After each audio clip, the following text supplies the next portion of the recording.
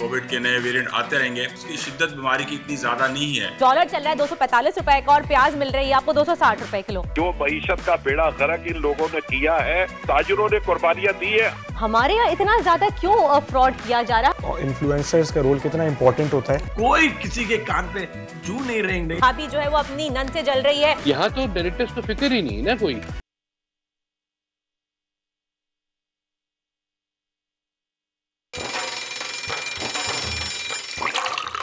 आजकल जिंदगी ही सुबह आउट ऑफ कंट्रोल है, दुनिया बोल है, पूरी दुनिया बोल है।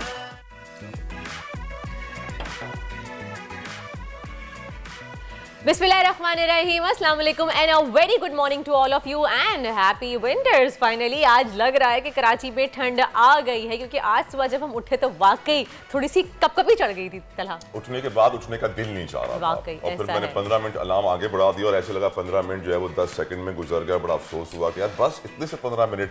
लेकिन yes, winters has arrived in Karachi. Karachi वालों को आज मालूम पड़ा सर्दियां क्या होती हैं, क्योंकि इससे पहले हम सर्दी कर रहे थे, जबरदस्ती जैकेट स्वेटर पहन रहे थे, लेकिन सर्दी थी नहीं। तो कहते ना कि वो ख्याल अच्छा है दिल को बहलाने का। तो अब सर्दियां आ गई हैं, लेकिन कमाल बात ये आज से स्कूल भी खुल गए हैं। यानी जैसी सर्दी आती है कराची में स्कूल खुलते हैं, बच्चे बोलते हैं कि यार छुट्टियों में तो सर्दियां फील नहीं हुई, स्कूल खुलते ही सर्दी का इतना बड़ा अटैक। और फिर ये विंटर वेकेशंस क्यों कहा जाता है, इनको ये चीज समझ में नहीं आती। लेकिन आज मेरे साथ भी हुआ कि उठने का दिल नहीं चाह रहा था और सर्दी वाकई पड़ गई है। तो प्लीज हमारी हुकूमत से अपील है कि खुदारा थोड़ा सा इस बात का एहसास कर लें कि सिंध में सर्दियां जनवरी के फर्स्ट या सेकंड वीक से आना शुरू होती हैं, दिसंबर में नहीं आती हैं। तो थोड़ा सा एहसास कर लें मासूम बच्चों का, जिनके खातिर आप विंटर वेकेशन देते हैं। वो विंटर्स तो अब रहे हैं जब विंटर वेकेशंस खत्म हो चुकी हैं, तो विंटर वेकेशंस का फायदा नहीं है। खैर आगे बढ़ते हैं, कोट ऑफ द डे से स्टार्ट करते हैं। वैसे अगर हम बात करें मौजूदा माशी हालात की, महंगाई, अमन व अमान की सूरत हाल, इस वक्त मुल्क में जो मायूसी है, आज के दिन का आगाज इन्हीं हालात की मुनासबत से एक अच्छी बात से करना चाहूंगी कि जब आपका दिल बगैर किसी वजह के उदास रहने लगे तो समझ लो कि आपकी रूह जिक्र इलाही मांग रही है। सुभान अल्लाह। और यकीनन ये एक अल्लाह के वली का कौल है, बहुत खूबसूरत कौल है। अल्लाह ताला सूरह बकरा में फरमाते हैं अस्कुरुनी वस्कुरुकुम, तुम मेरा जिक्र करो मैं तुम्हारा जिक्र करूंगा। आप अल्लाह का जिक्र दुनिया में करेंगे वो आसमानों में करेगा, आप इंसानों में करेंगे वो फरिश्तों में करेगा। और ये भी याद रखिए कि सूरह अलम नशरा में अल्लाह ताला फरमाते हैं वरफ़ाना लका ज़िक्रक, अपने महबूब के लिए। वो कह रहे हैं कि मैंने आपका जिक्र बुलंद किया आका सल्लल्लाहु अलैहि वसल्लम के लिए। तो अंदाजा कीजिए कि जिक्र इंसान की रूह के लिए कितना इंपॉर्टेंस रखती है। और जिक्र करना दिल में, गाड़ी चलाते वक्त कोई भी आप जिक्र कर सकते हैं। आप कुल अल्लाह की तिलावत कर सकते हैं, आप दुरूद शरीफ की तिलावत कर सकते हैं, आप दिल में पढ़ते रहें, लेकिन अपने दिल को अल्लाह के जिक्र में और उसके महबूब के जिक्र में अगर आपने लगा दिया ना, तो जिंदगी के सारे मसले हल। सुभान अल्लाह। खैर आगे बढ़ते हैं इसी खूबसूरत बात के साथ। अल्लाह ने क्या खूबसूरत बात की कि जिक्र इलाही हर वक्त 24 घंटे करते रहना चाहिए। चलते फिरते आप विर्द रखें, इंशाअल्लाह कामयाबी आपके कदम चूमेगी। और नजर डाल लेते हैं टॉप ट्रेंड्स पर। वैसे टॉप ट्रेंड में आजकल क्या ट्रेंड कर रहा है तला? As per what my producer has informed me, मिशाल Bukhari, हम जानते हैं एक बड़ी मशहूर और मारूफ पाकिस्तान की न्यूज़ एंकर रही हैं। काफ़ी वक्त उन्होंने काम किया है, एक दो मुलाकातें भी उनके साथ हुई हैं। बहुत प्रोफेशनल थी, बहुत अच्छा काम करती थी। कैंसर के आर्जे में मुब्तला थी, उनका इंतकाल हो गया है, तो उनकी याद में लोग उन्हें याद कर रहे हैं। और भी टॉप ट्रेंड है मर्दा हमारे और भी टॉप ट्रेंड है। इनामुल हक भी टॉप ट्रेंड कर रहे हैं। सारिफीन इमामुल हक से सख्त नाराज हैं। कौमी खिलाड़ी इमाम की गलती के बायस बाबर आजम रन आउट होने हुए, जिसकी वजह से लेकिन पिच पर इमाम ने बाबर आजम पर गुस्से का इजहार किया, जिसके बाद से सारिफीन इमामुल हक से नाराज हैं और उनके अगेंस्ट एक ट्रेंड चल गया है। यार एक तो ये क्रिकेट के जो फैंस हैं ना, ये मुझे समझ में नहीं आते हैं। ऐसे ही नाराज हो जाते हैं, ऐसे ही मान जाते हैं, एक दो परफॉर्मेंस से खुश हो जाते हैं, एक ही परफॉर्मेंस से फिर वो नाराज भी हो जाते हैं। मेरे ख्याल से वो क्रिकेट देखना छोड़ दें तो अच्छा है, फुटबॉल फॉलो करें, ज्यादा खुश रहेंगे। 90 मिनट का एक्शन है, भरपूर मजा आएगा। 5 दिन कौन टाइम जाया करे। हिटलर बनने का दिल चाहता है। क्रिकेट के अपने ही जो शायकीन हैं उनको क्रिकेट के अलावा कुछ नहीं सूझता। आखिर में जब क्रिकेट के आगे सारी सूझबूझ खत्म हो जाती है, उनको आप पता नहीं चेंज कर सकते हैं। फीफा पे वर्ल्ड चेस खेलें, स्क्रैबल खेलें, फायदा होगा। टॉप स्टोरीज पे नजर डालते हैं। टॉप स्टोरीज पे चलते हैं। कराची की सियासत में पीटीआई का नहले पे दहला। मुत्तहदा के नए इत्तेहाद के जवाब में जमात इस्लामी से कुर्बतें। खुर्रमशेर जमान का हाफिज नईम से राबता। क्या बल्दियाती इंतखाबात में नए इत्तेहाद का पेश खैमा साबित हो सकता है? गलत बयानी और फ्रॉड पाकिस्तान में ऑनलाइन मार्केट की तरक्की में बड़ी रुकावट। हुकूमत को ऑनलाइन इंडस्ट्री को बचाना है तो जिप टैक्स स्कैंडल के जिम्मेदारों को कानून के कटहरे में लाना होगा। 25 की रोटी 30 का नान, इंपोर्टेड हुकूमत की मईशत संभालने के सारे इकदाम नाकाम। कहाँ जाए गरीब आवाम, मुल्क में महंगाई तारीख की बुलंद तरीन सतह पर। क्या अब भी मुआशी बेहतरी की उम्मीद जिंदा है? और पाकिस्तान में ड्रामा इंडस्ट्री बेहतरी की जानिब जा रही है या बदहाली की जानिब? बोल न्यूज के नए सर्वे में सामने आने वाले हैरान कुन इंकशाफात से पर्दा उठाएंगे आज के प्रोग्राम में। What do you think, Talha? हमारी बड़ा पर्दा उठाने वाली है आप आज, मुझे लग रहा है इस प्रोग्राम की। मेरे ख्याल से ये हाईलाइट होगी हमारे आज।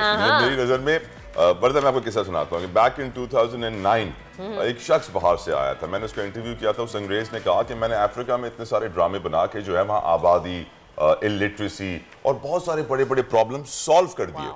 हमारे यहाँ वही ड्रामे बन रहे हैं, वही लव स्टोरी है। और सैडली मुझे बड़ा अफसोस से ये कहना पड़ता है, कुछ कुछ ड्रामे तो ऐसे होते हैं उनको देख के रोंगटे खड़े हो जाते हैं कि हमारी सोसाइटी में जिस चीज का तसव्वुर भी नहीं होता, जिस बुराई का, वो उस ड्रामे में हाईलाइट की जाती है। ससुर जो है अपनी किसी और फैमिली मेंबर पे लाइन मार रहा होता है, देवर भाभी पे लाइन मार रहा होता है। ऐसी अजीब अजीब सी लव स्टोरियां बनाना शुरू कर दी हैं कि मैं सर पकड़ लेता हूं कि खुदा के वास्ते यार होश के नाखून। एग्जैक्टली इसी बात पे आज हम डिस्कस करेंगे हमारे शो में, लेकिन फिलहाल नजर डाल लेते हैं पॉलिटिकल सिचुएशन पे कि सियासी सूरत हाल क्या चल रही है। अगर बात करें वफाक की तो वफाक और पंजाब में सियासी कशमकश तो जारी थी, अब कराची का सियासी मंजरनामा भी बदलने लगा है। और कराची में सियासी मंजरनामा बदलने का मतलब ये है कि पूरे मुल्क का सियासी मौसम तब्दील हो जाए।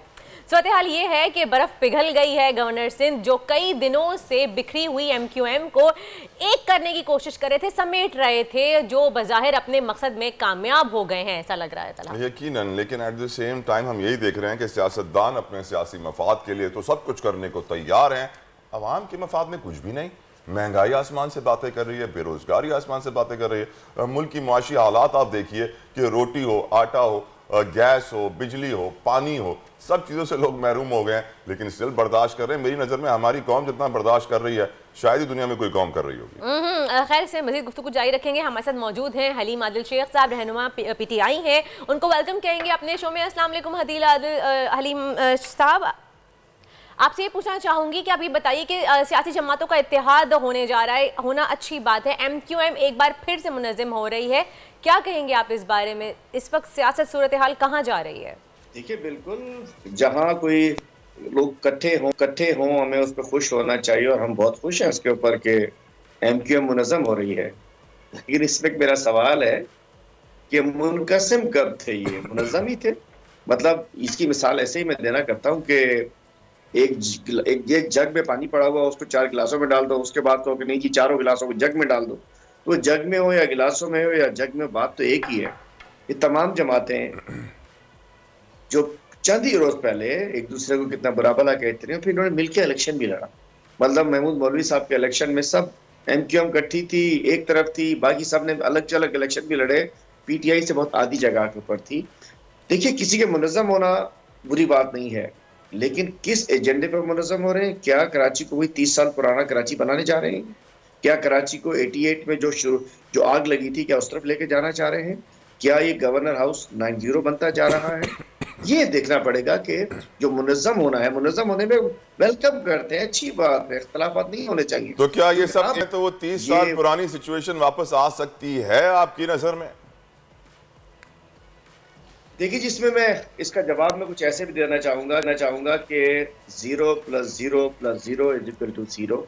इन्होंने 30 साल में पहले कुछ नहीं किया और आखिरी जब इन्होंने जो दगा किया खान साहब के साथ, उसके बाद कराची और हैदराबाद के लेकिन साहब ये भी देखने में आया है कि आपकी भी हुकूमत 3.5 साल रही है, लेकिन आप लोगों ने भी कराची के लिए कुछ नहीं किया। ये आपके मुखालिफिन भी कहते हैं और दिखने में यही नजर आता है। आप क्या कहेंगे? क्या ये एक प्रोपेगेंडा था जो आपको कुछ करने नहीं दिया गया? क्यों नहीं कर सके आप लोग कुछ डिलीवर?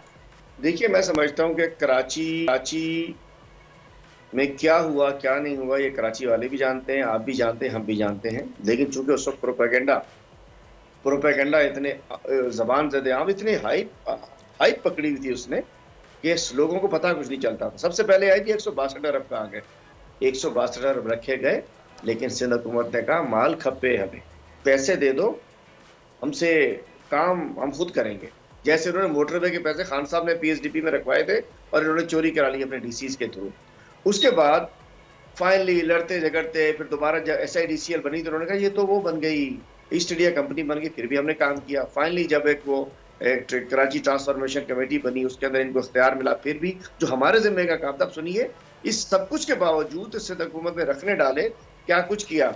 जब 3 साल कबल सैलाब में कराची में ज्यादा बारिश आया था, ज्यादा पानी आया था, तो ज्यादा कराची डूब गया था। उसके बाद हर साल पहले कराची डूबता था, उसके बाद फिर 35 अरब के ये जो गुज्जर नाला, औरंगी नाला और महमूदाबाद नाला हमने साफ करवाए थे। ग्रीन लाइन पाकिस्तान तहरीक इंसाफ लेकर आई। K4 के ऊपर जो इन्होंने डंप किया हुआ था, पैसे जाया किए हुए थे, K4 के लिए अनलिमिटेड फंड्स को हमारे गवर्नमेंट में मंजूर किए गए। दोबारा फिजिबिलिटी सब कुछ होने के बाद K4 हम कर रहे थे। उसके बाद फ्रेट टर्मिनल का इफ्तिताह हमने किया, हमने KCR का इफ्तिताह हमने किया। SDG गोल्स के तहत तकरीबन 15 अरब। शेख साहब कथा कलामी के माजरत, ये बताइए, आपने कहा 0 + 0 + 0 = 0। मैं ये कहना चाहूँगा कि अगर बहुत सारे जीरो जमा हो जाएं और अपने साथ कहीं से एक 1 को ले आए ना, तो 9 जीरो के साथ 1 लग जाए तो सर 1 अरब बन जाता है। जिस तरह आपने बताया, मोटरवे के पैसे निकाल लिए, एक DC 300 करोड़ ले गया, एक DC को 200 करोड़ ले गया। अल्लाह खैर करे इस मुल्क का। ये बताइए कि जो इस वक्त इंतखाबात होने हैं, बल्दियाती इंतखाबात का दूसरा मरला सर पर है, 10-12 दिन में नई हल्का बंदियों की बात भी की जा रही है। ये इलेक्शन होंगे नहीं होंगे, आपको क्या लगता है? देखिए ये इस वक्त नूरा कुश्ती है और ये हल्का बंदियों का मामला नहीं है। ये वो एक देसी जबान में कहते हैं हिस्सा पत्ती का मामला है। ये मामला MQM हो, पीपल्स पार्टी हो, चूंकि मुश्तरका PDM का हिस्सा है, 2 पार्टीज नहीं, एक इत्तेहाद है। ये हुकूमत है, फेडरल गवर्नमेंट है, इम्पोर्टेड गवर्नमेंट का हिस्सा है। ये लोग मिलके इलेक्शन लड़े हैं। तो मैं बताना चाहता हूं कि ये लोग इस दफा इलेक्शन से भागना चाहते हैं, जूतियां छोड़कर भागना चाहते हैं, जिसकी वजह से MQM को आगे कर दिया गया है कि जी आप शोर मचाओ, हम और आप मिलकर निकल लेंगे पतली गली से। ये सूरत हाल ये है कि इनको पता है कि इनके साथ होना क्या है, ये इलेक्शन उन्हें हारना है, इसलिए इन्हें भागना है। लेकिन MQM को लगता है कि कोई मामला जो डील्स थी उन्हें कुछ अपने हिसाब का, वो इस चीज का चूंकि MQM को इन्होंने आगे किया है, MQM उसका हिसाब ठीक मांग रही है कि जी हमसे ठीक डील करो, तो हम फिर मुजाहरे भी करें, ये भी करें, वो भी करें। चूंकि यूनियन काउंसिल पलादीन की चिराग रगड़ने से तो डिलिमिटेशन नहीं होगी ना। पहले MQM कहाँ चली गई थी? ये सारा ड्रामा किया जा रहा है अपनी शिकस्त से बचने के लिए। पाकिस्तान तहरीक इंसाफ चाहती है कि 15 तारीख को इलेक्शन हो जाए, हमारी तैयारी मुकम्मल है। लेकिन इस वक्त जो इनका ये रात गए के इजलास परसों रात हुए थे, ये सब मैं समझता हूँ कि ये किसी बेहतरी के लिए नहीं, ये हिस्से बकरे के लिए, लूट के माल के और डिस्ट्रीब्यूशन के लिए। और आपने सुना सिंध असेंबली में इनका एक बड़ा भरपूर इनका स्लोगन आया था, आओ मिलकर खाते हैं। लेकिन हलीम साहब, अगर ये कहूँ कि आपकी भी साबका इत्तेहादी जमात है, क्या मुस्तकबिल में भी MQM से इत्तेहाद का इम्कान मौजूद है? और सियासत में दरवाजे तो वैसे भी बंद नहीं होने चाहिए। नहीं जी, पाकिस्तान तहरीक इंसाफ ने कान पकड़ लिए। तौबा तौबा तौबा, जो हशर इन्होंने हमारे साथ किया। इंशाअल्लाह पाकिस्तान तहरीक इंसाफ, हमें पूरी उम्मीद है कि हम 2/3 मेजॉरिटी से आएंगे इंशाअल्लाह। और अगर इस कौम ने, इस अवाम ने, पाकिस्तानियों ने इमरान खान साहब को वो मेजॉरिटी ना दी जिसके तहत उन्हें किसी बेसाखियों की ज़रूरत ना पड़े, किसी इस किस्म के गंदे धंधे में शामिल रहने वाली जमातों की ज़रूरत ना पड़े, तो शायद हम दोबारा गवर्नमेंट में नहीं जाएंगे। फिर अवाम के पास जाएंगे कि जी हमें, अगर आप लाना चाहते हैं इमरान खान से, आप चाहते हैं कि वो काम करे जो आप चाहते हो, फिर 2/3 मेजॉरिटी दो। हम ऐसे किसी इत्तेहादी को दोबारा आजमाए हुए को आजमाने के मूड में नहीं है, एक सुराख से दोबारा डसे जाने के मूड में नहीं है। सही, बहुत बहुत शुक्रिया हलीम आदिल शेख साहब, पाकिस्तान तहरीक इंसाफ के रहनुमा मौजूद थे। उन्होंने वाज़ेह कर दिया है कि पाकिस्तान तहरीक इंसाफ अब आएगी तो 2/3 अक्सरियत के साथ ही आएगी, और अगर कभी ऐसा हुआ कि उनको किसी इत्तेहादी जमात के साथ आने की जरूरत पड़ी तो वो साफ मना कर देंगे, वो नहीं आएंगे और आवाम के पास जाएंगे। इनफैक्ट जो मेरी PTI की सोर्सेज हैं वो तो ये भी कंफर्म करती हैं कि खान साहब अब वजीर आजम नहीं बनना चाहते, वो मुल्क को बदलना चाहते हैं, मुल्क के निज़ाम को बदलना चाहते हैं, भले उनको कुर्सी मिले ना मिले। अल्लाह करे ऐसा ही हो, क्योंकि अगर इस मुल्क का निज़ाम ना बदला तो इसी तरह मुल्क के डिप्टी कमिश्नर्स 200-300 करोड़ निकाल के बाकू में कहीं दुनिया में जाके पार्टी कर रहे होंगे और यहाँ की आवाम रोडों पे आटे के लिए, बिजली के लिए, गैस के लिए, पानी के लिए धक्के खा रहे होंगे। आवाम का भी बुरा हाल है। अगर आगे चलें आपको बताएं कि कराची में कोरोना की नई किस्म ने ख़तरे की घंटी बजा दी है और महकमा सिंध जो कि सेहत डिपार्टमेंट ने कहा है कि कराची में कोरोना का वायरस दोबारा से आ गया है और इसकी 2 नई किस्में आई हैं और उसकी 6 केसेस सामने आ चुके हैं। इसकी तस्दीक कर दी गई है और ओमिक्रॉन वेरिएंट XBP और XBB1 के नए नाम से 3 केसेस जो हैं वो DHA में और 1 केस शादमान होम्स और 1 केस तारिक रोड और 1 केस कराची के नामालूम मुकाम से सामने आया है। नामालूम अफराद तो सुना था वर्दा, ये नामालूम मकाम आज आपने पहली बार बता दिया। ये एक हो सकता है उनको कहीं अभी से छुपा रहे हैं हो कि कहाँ से सामने आए हैं। खैर आगे बढ़ेंगे। डॉक्टर सईद खान हमारे साथ मौजूद हैं, उनसे जानेंगे कि इस वक्त फिलहाल सूरत हाल ऑन ग्राउंड सिचुएशन क्या है और कैसे बचा जा सकता है। डॉक्टर सईद वेलकम टू दुनिया बोले। थैंक यू सो मच, आपने हमें अपना कीमती वक्त दिया। डॉक्टर साहब ये बताइए कि दोबारा से एक नया वेरिएंट आ गया है हमारे सामने कोरोना का, तो इससे कैसे बचा जाए, क्या एहतियाती तदाबीर की जाए और जो वैक्सीनेशन हमने करवाई हुई हैं क्या वो इसमें कोई कारामद साबित होंगी या दोबारा से बूस्टर डोज लगवाने पड़ेंगे? जी अस्सलाम वालेकुम, बहुत बहुत शुक्रिया प्रोग्राम में इनवाइट करने का। पाकिस्तान में बिलखुसूस और काफ़ी जगहों पे कोविड के केसेस बहुत कम हो गए थे और हम शायद समझ गए थे कि कोविड ख़त्म हो गया, लेकिन चाइना में एक नया सब वेरिएंट आया था जिसकी वजह से बहुत चाइना में केसेस बढ़ गए थे और कल खबर आई है कि पाकिस्तान में भी इस तरह की जो सब वेरिएंट है ओमिक्रॉन के उसकी तशख़ीस हुई है। ये यकीनन पेंडेमिक अभी चल रहा है, अभी ख़त्म नहीं हुआ, तो कोविड के नए वेरिएंट आते रहेंगे और सबसे अहम जो हमारे लिए ज़रूरी चीज़ है कि हम अपने आप को इससे बचाएं और इसके इफेक्ट को कम से कम रखें। डॉक्टर साहब 2 सवाल आपसे पूछना चाहूँगा। एक तो सिम्टम्स क्या हैं इस नए वेरिएंट के, कुछ फ़र्क है या सेम है? दूसरा, क्या आप समझते हैं कनेक्शन हम शायद देख रहे हैं, are you with us doctor साहब?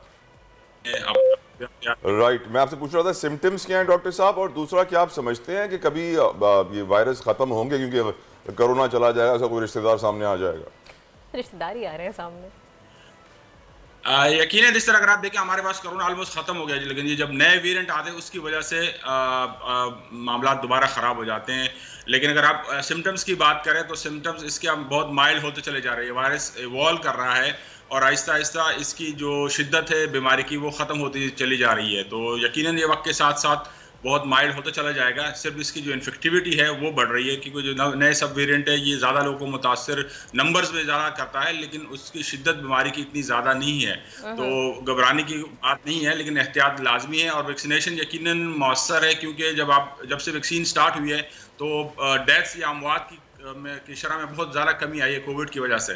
तो लेकिन डॉक्टर साहब मैं अभी सुबह न्यूज़ देख रही थी कि कोविड की वजह से 2 लोग अपनी जान की बाजी हार गए हैं, तो मैं पूछना ये चाह रही हूँ आपसे कि हमने जो वैक्सीनेशंस लगवाई हुई हैं या हमने बूस्टर डोजेस लिए हुए हैं उसके बाद भी इतनी शिद्दत क्यों है कि कोई अपनी जान से हाथ धो बैठता है, और जिसको 6 महीने हो गए हैं बूस्टर डोज लगवाए हुए, क्या दोबारा उनको बूस्टर डोज लगवाना ज़रूरी है?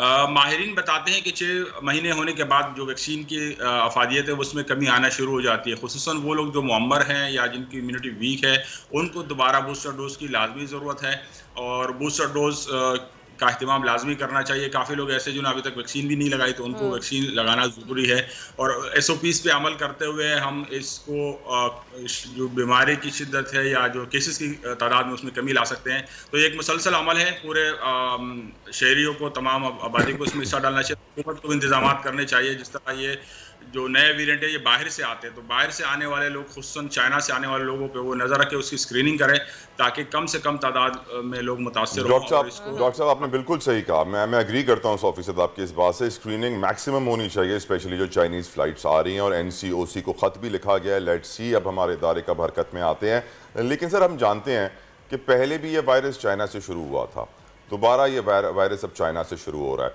चाइना में से रिसेंटली आपने देखा होगा कि वहाँ पर इतने स्ट्रिक्ट और सख्त कोविड लॉकडाउन्स थे कि जहां तशखीस होती थी कि किसी शख्स को कोविड है तो उसके घर के बाहर ताले लगा दिए जाते थे, यहां तक कि आग भी लग गई थी एक बिल्डिंग में और बहुत सारे लोग जिंदा जल गए थे लेकिन वो ताले नहीं खुल पाए थे।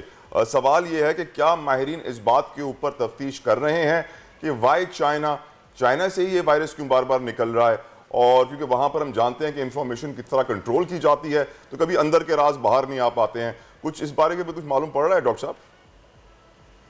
यस, यकीनन काफ़ी इस पे तहकीक भी हो रही है, काफ़ी लोग इस पे बारे में खदशात भी जाहिर कर रहे हैं, लेकिन उसकी वजह कोई भी हो, लेकिन हमें हमारे लिए जो ज़रूरी है हमें वो करना चाहिए ताकि हम अपने आप को बचा सके। चाइनीज़ इसके बारे में काफ़ी स्ट्रिक्ट है, उन्होंने लॉकडाउन सख्त लगाया था और अब उनको थोड़ा रियलाइजेशन है कि इतना सख्त लॉकडाउन से नुकसान ये होता है कि आपकी आबादी एक्सपोज नहीं होती। वायरस से जो नेचुरल एक्सपोजर है वो भी ज़रूरी है ताकि ग्रेजुअली जो बीमारी अगर उसका एक्सपोजर होता है तो नेचुरल इम्यूनिटी आ जाती है। अब पाकिस्तान में या बाकी दुनिया में काफ़ी हद तक ये नेचुरल इम्यूनिटी आ गई। चाइनीज़ ने बहुत स्ट्रिक्ट रखा हुआ था और सिर्फ वैक्सीन जो उनकी चाइनीज़ वैक्सीन लगी हुई थी उसकी वजह से उनको इम्यूनिटी आ रही थी और नेचुरल इम्यूनिटी बहुत ज़्यादा नहीं थी। लेकिन अब आहिस्ता आहिस्ता उनको भी ये रियलाइज, उनको सारों को वैक्सीन लगी हुई है, फिर वहां पर क्यों ये वायरस दोबारा आ रही है? वो तो पता नहीं कितनी वैक्सीनें लगा चुके हैं। वो तो घर से निकलते हैं PCR टेस्ट, घर से वापस आते हैं PCR टेस्ट, यहाँ पर टेस्ट, वहां पर टेस्ट। इतनी वैक्सीन के बाद आपको भरोसा रहा है आपका वैक्सीन पे? वैक्सीन की एस्टिमेट्स में जिस तरह मैंने शेयर की कि जो अमवात की शरह उसमें बहुत तेज़ी से कमी आई है, तो वैक्सीन अमवात को और शिद्दती बीमारी को कम करती है, स्प्रेड को नहीं रोकती। ये बात आपकी सही है कि ये ट्रांसमिशन को नहीं रोक पाती क्योंकि हमारे पास अभी तक ट्रायल वैक्सीन मौजूद नहीं है और इस पर मजीद तहकीक जारी है कि जो नए वेरिएंट है उसके अगेंस्ट हमारे पास लेटेस्ट वैक्सीन आ जाए तो तब जाके हम इस पर काबू पा सकते हैं। तब तक ये नए नए वेरिएंट्स हमारे लिए मसला बनाती चली जाएगी। सही। डॉक्टर साहब, एक आखिरी सवाल क्विकली पूछना चाहूंगी। बच्चों के स्कूल खुल गए हैं तो क्या ये बच्चों में भी बहुत ज़्यादा लहर तेजी से फैल सकती है या बच्चे सेफ हैं अभी इस कोविड से?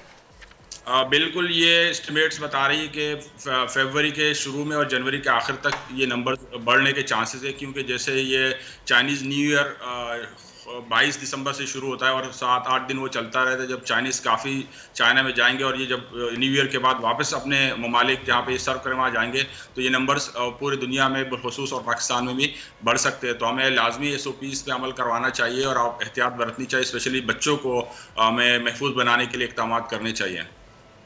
राइट, बहुत बहुत शुक्रिया सईद खान साहब। डॉक्टर साहब आपका बड़ा मशकूर है, आपने कीमती वक्त हमें सुबह सुबह दिया। लेकिन यकीनन मेरी नज़र में तो ये एक बायो वॉरफेयर है वर्दा। ये एक नया तरीका है डिपॉपुलेट करने का वर्ल्ड को, क्योंकि यकीनन ये वायरस कोई नई नहीं है। इसका पेटेंट 2004 में ले लिया गया था, बहुत सारी रिपोर्ट्स दुनिया भर में आ चुकी थी इसके बारे में। फिर ये निकला है, इबोला भी जब आया था लोगों ने बड़ा शोर मचाया था।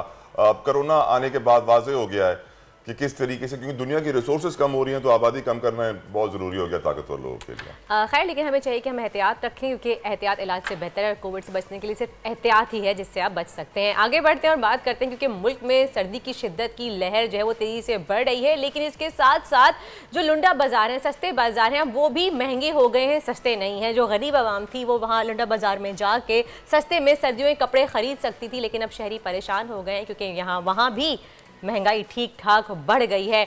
माजिन यूसुफ हमारे साथ मौजूद हैं इस वक्त मुल्तान में और वो हमें बताएंगे कि इस वक्त सूरत हाल क्या है वहाँ की सस्ते बाजार की। जी, लंडा बाजारों को सस्ता समझा जाता था और शहरी यहाँ पर खरीदारी करते थे। दिसंबर के शुरू की जो सूरत हाल थी, लंडा अगर कोई जैकेट 1000-1200 की मिल रही थी, लेकिन वो अब इस वक्त जो शदीद सर्दी की लहर है वो नहीं मिल रही क्योंकि हुकूमत की जानिब से मजीद टैक्सेस जो है वो लगा दी गई, जिसके बायस लंडे की कीमतों में मजीद इजाफा हो गया है। शहरी मौजूद है जी, बताइएगा क्या सूरत हाल है खरीदारी? बहुत महंगा है, बहुत महंगा है। हमारी पहुंच से बहुत दूर हो गया है, वो यहाँ है ही नहीं। लंडा देखने को आते हैं, वापस चले जाते हैं। क्या करें, बहुत मजबूर है, पैसे नहीं है, महंगाई इतनी हो गई है कि क्या करें। लेकिन बच्चों को ढंगना पड़ता है और उसे भी ढंगा नहीं जाता, क्या करें। जी बिल्कुल यही सूरत हाल है यहाँ पे। जो खासतौर पे शहरी में लोग आ रहे हैं, खरीदारी भी कर रहे हैं, लेकिन साथ ही साथ महंगाई का शिकवा भी कर रहे हैं कि जो जैकेटें उनको आराम से 500-500, 800-800 की मिलती थी, अब तो वो ख्वाब हो चुका है, वो मिल ही नहीं रही। 1500, 1600, 2000 इस तरह के रेट जो है वो लंडा बाजारों में भी अब चल रहे हैं। तो कहना ये है कि लंडा भी अब लंडा बाजार नहीं रहा, वो भी अब एक अच्छी बड़ी मार्केट में कन्वर्ट हो गया कीमतों के हिसाब से। जी लेते हैं एक ब्रेक, हमारे साथ रहिए।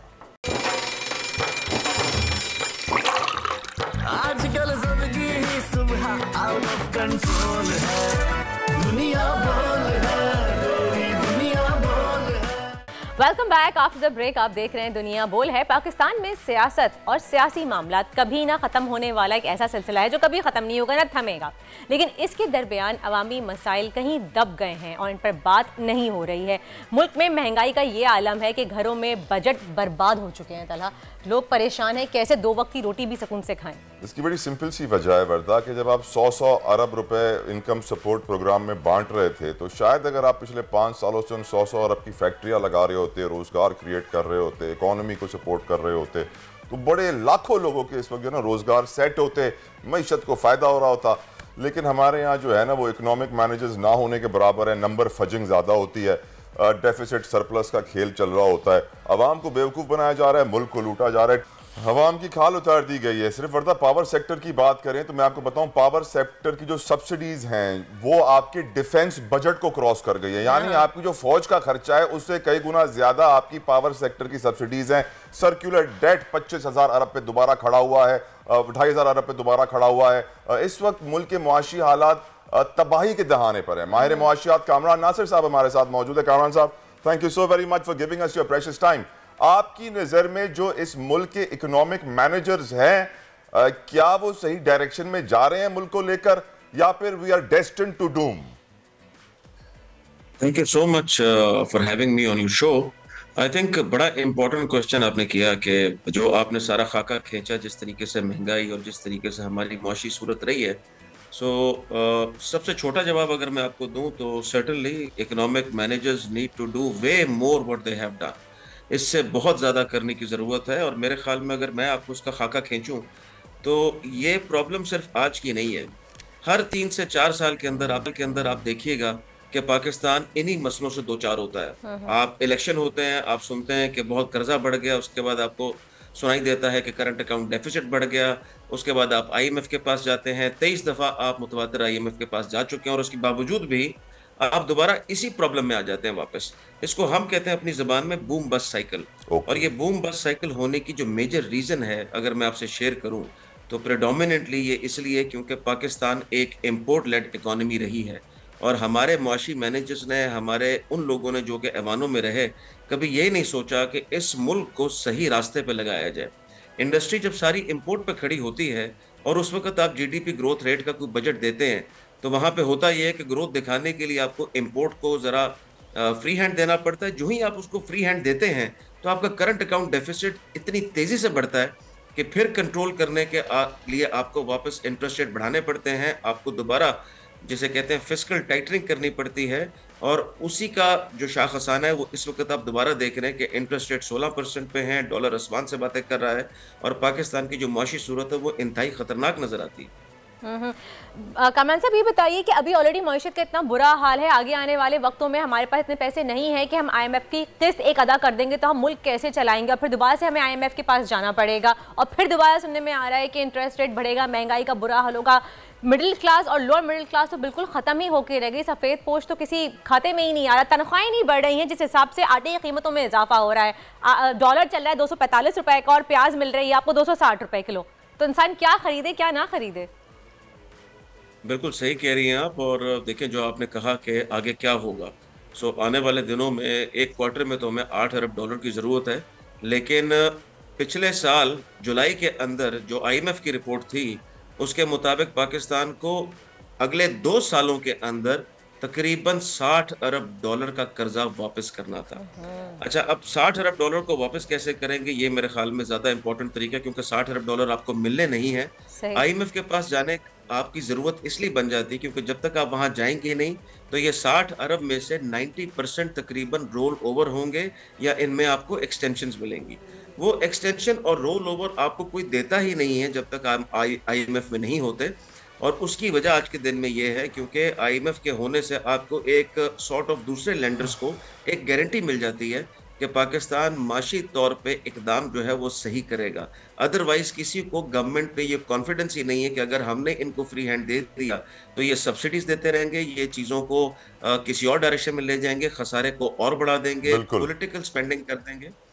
उन पॉलिटिकल स्पेंडिंग्स और उन खतरात को रोकने के लिए इनको फिर यहाँ फोकस करना पड़ता है कि IMF के पास जाया जाए। आज के दिन में तो IMF के पास जाना या उसमें देर करना वो मईशत के लिए इंतहाई खतरनाक है। हम चलिए उधार पे रहे हैं, अगर वो उन्होंने सर्टिफिकेट अपना उधार का वापस ले लिया तो कोई और भी हमें उधार नहीं देगा। कामरान साहब, ये बताइए, फिस्कल डिसिप्लिन यानी हुकूमत को अपने अखराजात और अपनी आमदनी को देखते हुए प्लानिंग करना बहुत ज़रूरी होती है और अखराजात को कंट्रोल करना चाहिए। देखा यह जा रहा है कि ये हुकूमत कह रही है कि शादी हॉल्स बंद कर दो, दुकानें बंद कर दो, 65 अरब रुपए हम बचा लेंगे, और दूसरी तरफ पाकिस्तान की तारीख की सबसे बड़ी काबीना उनके पास है, 65 के करीब उनके वुज़रा हैं, दुनिया भर में अरबों की ट्रैवलिंग की जा रही है, कोई कहते हैं ना कि खर्चे कम करने के लिए वो अपने इकदाम नहीं कर रहे हैं, अपने खर्चे कम नहीं कर रहे हैं, अवाम को पीछे जा रहा है, अवाम का खून चूसा जा रहा है। और हम यही देख रहे हैं कि कोई ऐसे ठोस इकदाम नहीं हो रहे जिससे खर्चे कम होने चाहिए। बस ये दुकानें बंद कर दो, ये शादी हॉल्स बंद कर दो, आप इसे कैसे देखते हैं? जब तक ये डीसीज 200-300 करोड़ रुपए निकाल कर बाहर मुल्कों में पार्टी कर रहे होंगे और कोई उन्हें पकड़ने वाला नहीं होगा, इंसाफ का निजाम नहीं होगा, जुडिशियल रिफॉर्म्स नहीं होंगे, कोई और बेहतरी आएगी नहीं, तो ये बिजली और मार्केटों से क्या फर्क पड़ेगा कामरान भाई? तो ठीक कहते हैं आप, और इसकी मिसाल ऐसी ही है कि अगर किसी कंपनी का मैं चीफ एग्जीक्यूटिव हूँ और मुआशी हालात या इकॉनमी ख़राब हो तो मैं सबकी तनख्वाहें काट दूँ और अपने आराम और अपनी अय्याशी में किसी किस्म की कमी ना करूँ। तो हमारी गवर्नमेंट भी इसी तरीके के फैसले करती है। देखिए, शादी हॉल को टाइम को पीछे 8:30 बजे कर देना या मार्केटों का कम कर देना, यकीनन आप एनर्जी कॉस्ट बचाएंगे, लेकिन ये एनर्जी कॉस्ट आप बचा रहे हैं, साथ आपने कोई अपना एक्शन प्लान नहीं दिया। पाकिस्तान में जब फिस्कल डिसिप्लिन की बात होगी तो जो सबसे अच्छी आपने बात की, आम जबान में एक अगर मैं समझाऊं अपने व्यूअर्स के लिए जो आपके प्रोग्राम को देखते हैं, कि जो आप कमाते हैं उससे तकरीबन डबल ट्रिपल आप खर्च कर जाते हैं, इसीलिए हर दफा आपका खसारा होता है और इसीलिए आप बाहर पैसे मांगने के लिए जाते हैं। सो यहाँ पे जो काबीना है, तारीख की सबसे बड़ी काबीना। दूसरी प्रॉब्लम अगर आप देखें तो आप प्रोटोकॉल में लगे हुए लोगों को देखें कि जब एक इंसान ट्रैवल कर रहा होता है तो आप उसके साथ कितना फ्यूल बर्न करते हैं, किस कदर पेट्रोल जाया करते हैं। तो हमारे पास काबीना के साइजेस से लेके जो आपके गवर्नमेंट फंक्शनिंग डिपार्टमेंट्स हैं उनके साइजेस, उसके अलावा जिस तरीके की यहाँ पे फैसिलिटीज़ दी जाती हैं लोगों को जो कि जॉब्स पे होते हैं, और उनका जो अखराजात का तखमीना है वो बहुत ज़्यादा है। सो जब तक आप अपने अखराजात को कंट्रोल नहीं करेंगे और खुद से आगे बढ़ के नहीं दिखाएंगे, सारा प्रेशर। कामरान भाई एक और बड़ी अजीब सी बात है, कामरान भाई एक और बड़ी अजीब सी बात है जो मैं और वर्दा डिस्कस कर रहे थे अभी थोड़ी देर पहले, कि हम कहते हैं मुल्क बड़ा गरीब है, कर्जे ही कर्जे हैं, महंगाई का तूफान है, और एट द सेम टाइम हम लोगों की शादियां जब देखते हैं जो लेविश स्पेंडिंग हो रही होती है, पैसा उड़ाया जा रहा होता है, महंगे तरीन रेस्टोरेंट्स जहां एक डिश 5-5 हजार रुपए की होगी वहां पर बैठने की जगह नहीं मिलती है। मुल्क तो गरीब से गरीब तर हो रहा है, अवाम तो गरीब तर नहीं लग रहे मुझे। तो सही आपका ये असेसमेंट है, और इसको अगर मैं एक्सप्लेन करूं, मेजर वजह पाकिस्तान की, जैसे मैंने आपको कहा था ना, इंपोर्ट लेड इकोनॉमी थी। दूसरी प्रॉब्लम यही थी कि हमने कभी इकोनॉमी को डॉक्यूमेंट नहीं किया। तो पाकिस्तान में मेरे हिसाब से जो इकोनॉमी का साइज आपको बताया जाता है कि $350 बिलियन की है, ये 700-800 बिलियन डॉलर से ऊपर की इकोनॉमी है। और जो लोग हैं, ख़ास तौर पे एक खतीर तबका ऐसे लोगों का है जिनके पास बेइंतहा पैसा है, लेकिन गवर्नमेंट ने कभी उनको चैनलाइज करके ना टैक्सेस में कन्वर्ट किया, ना उसको कभी टैक्स नेट मिला है।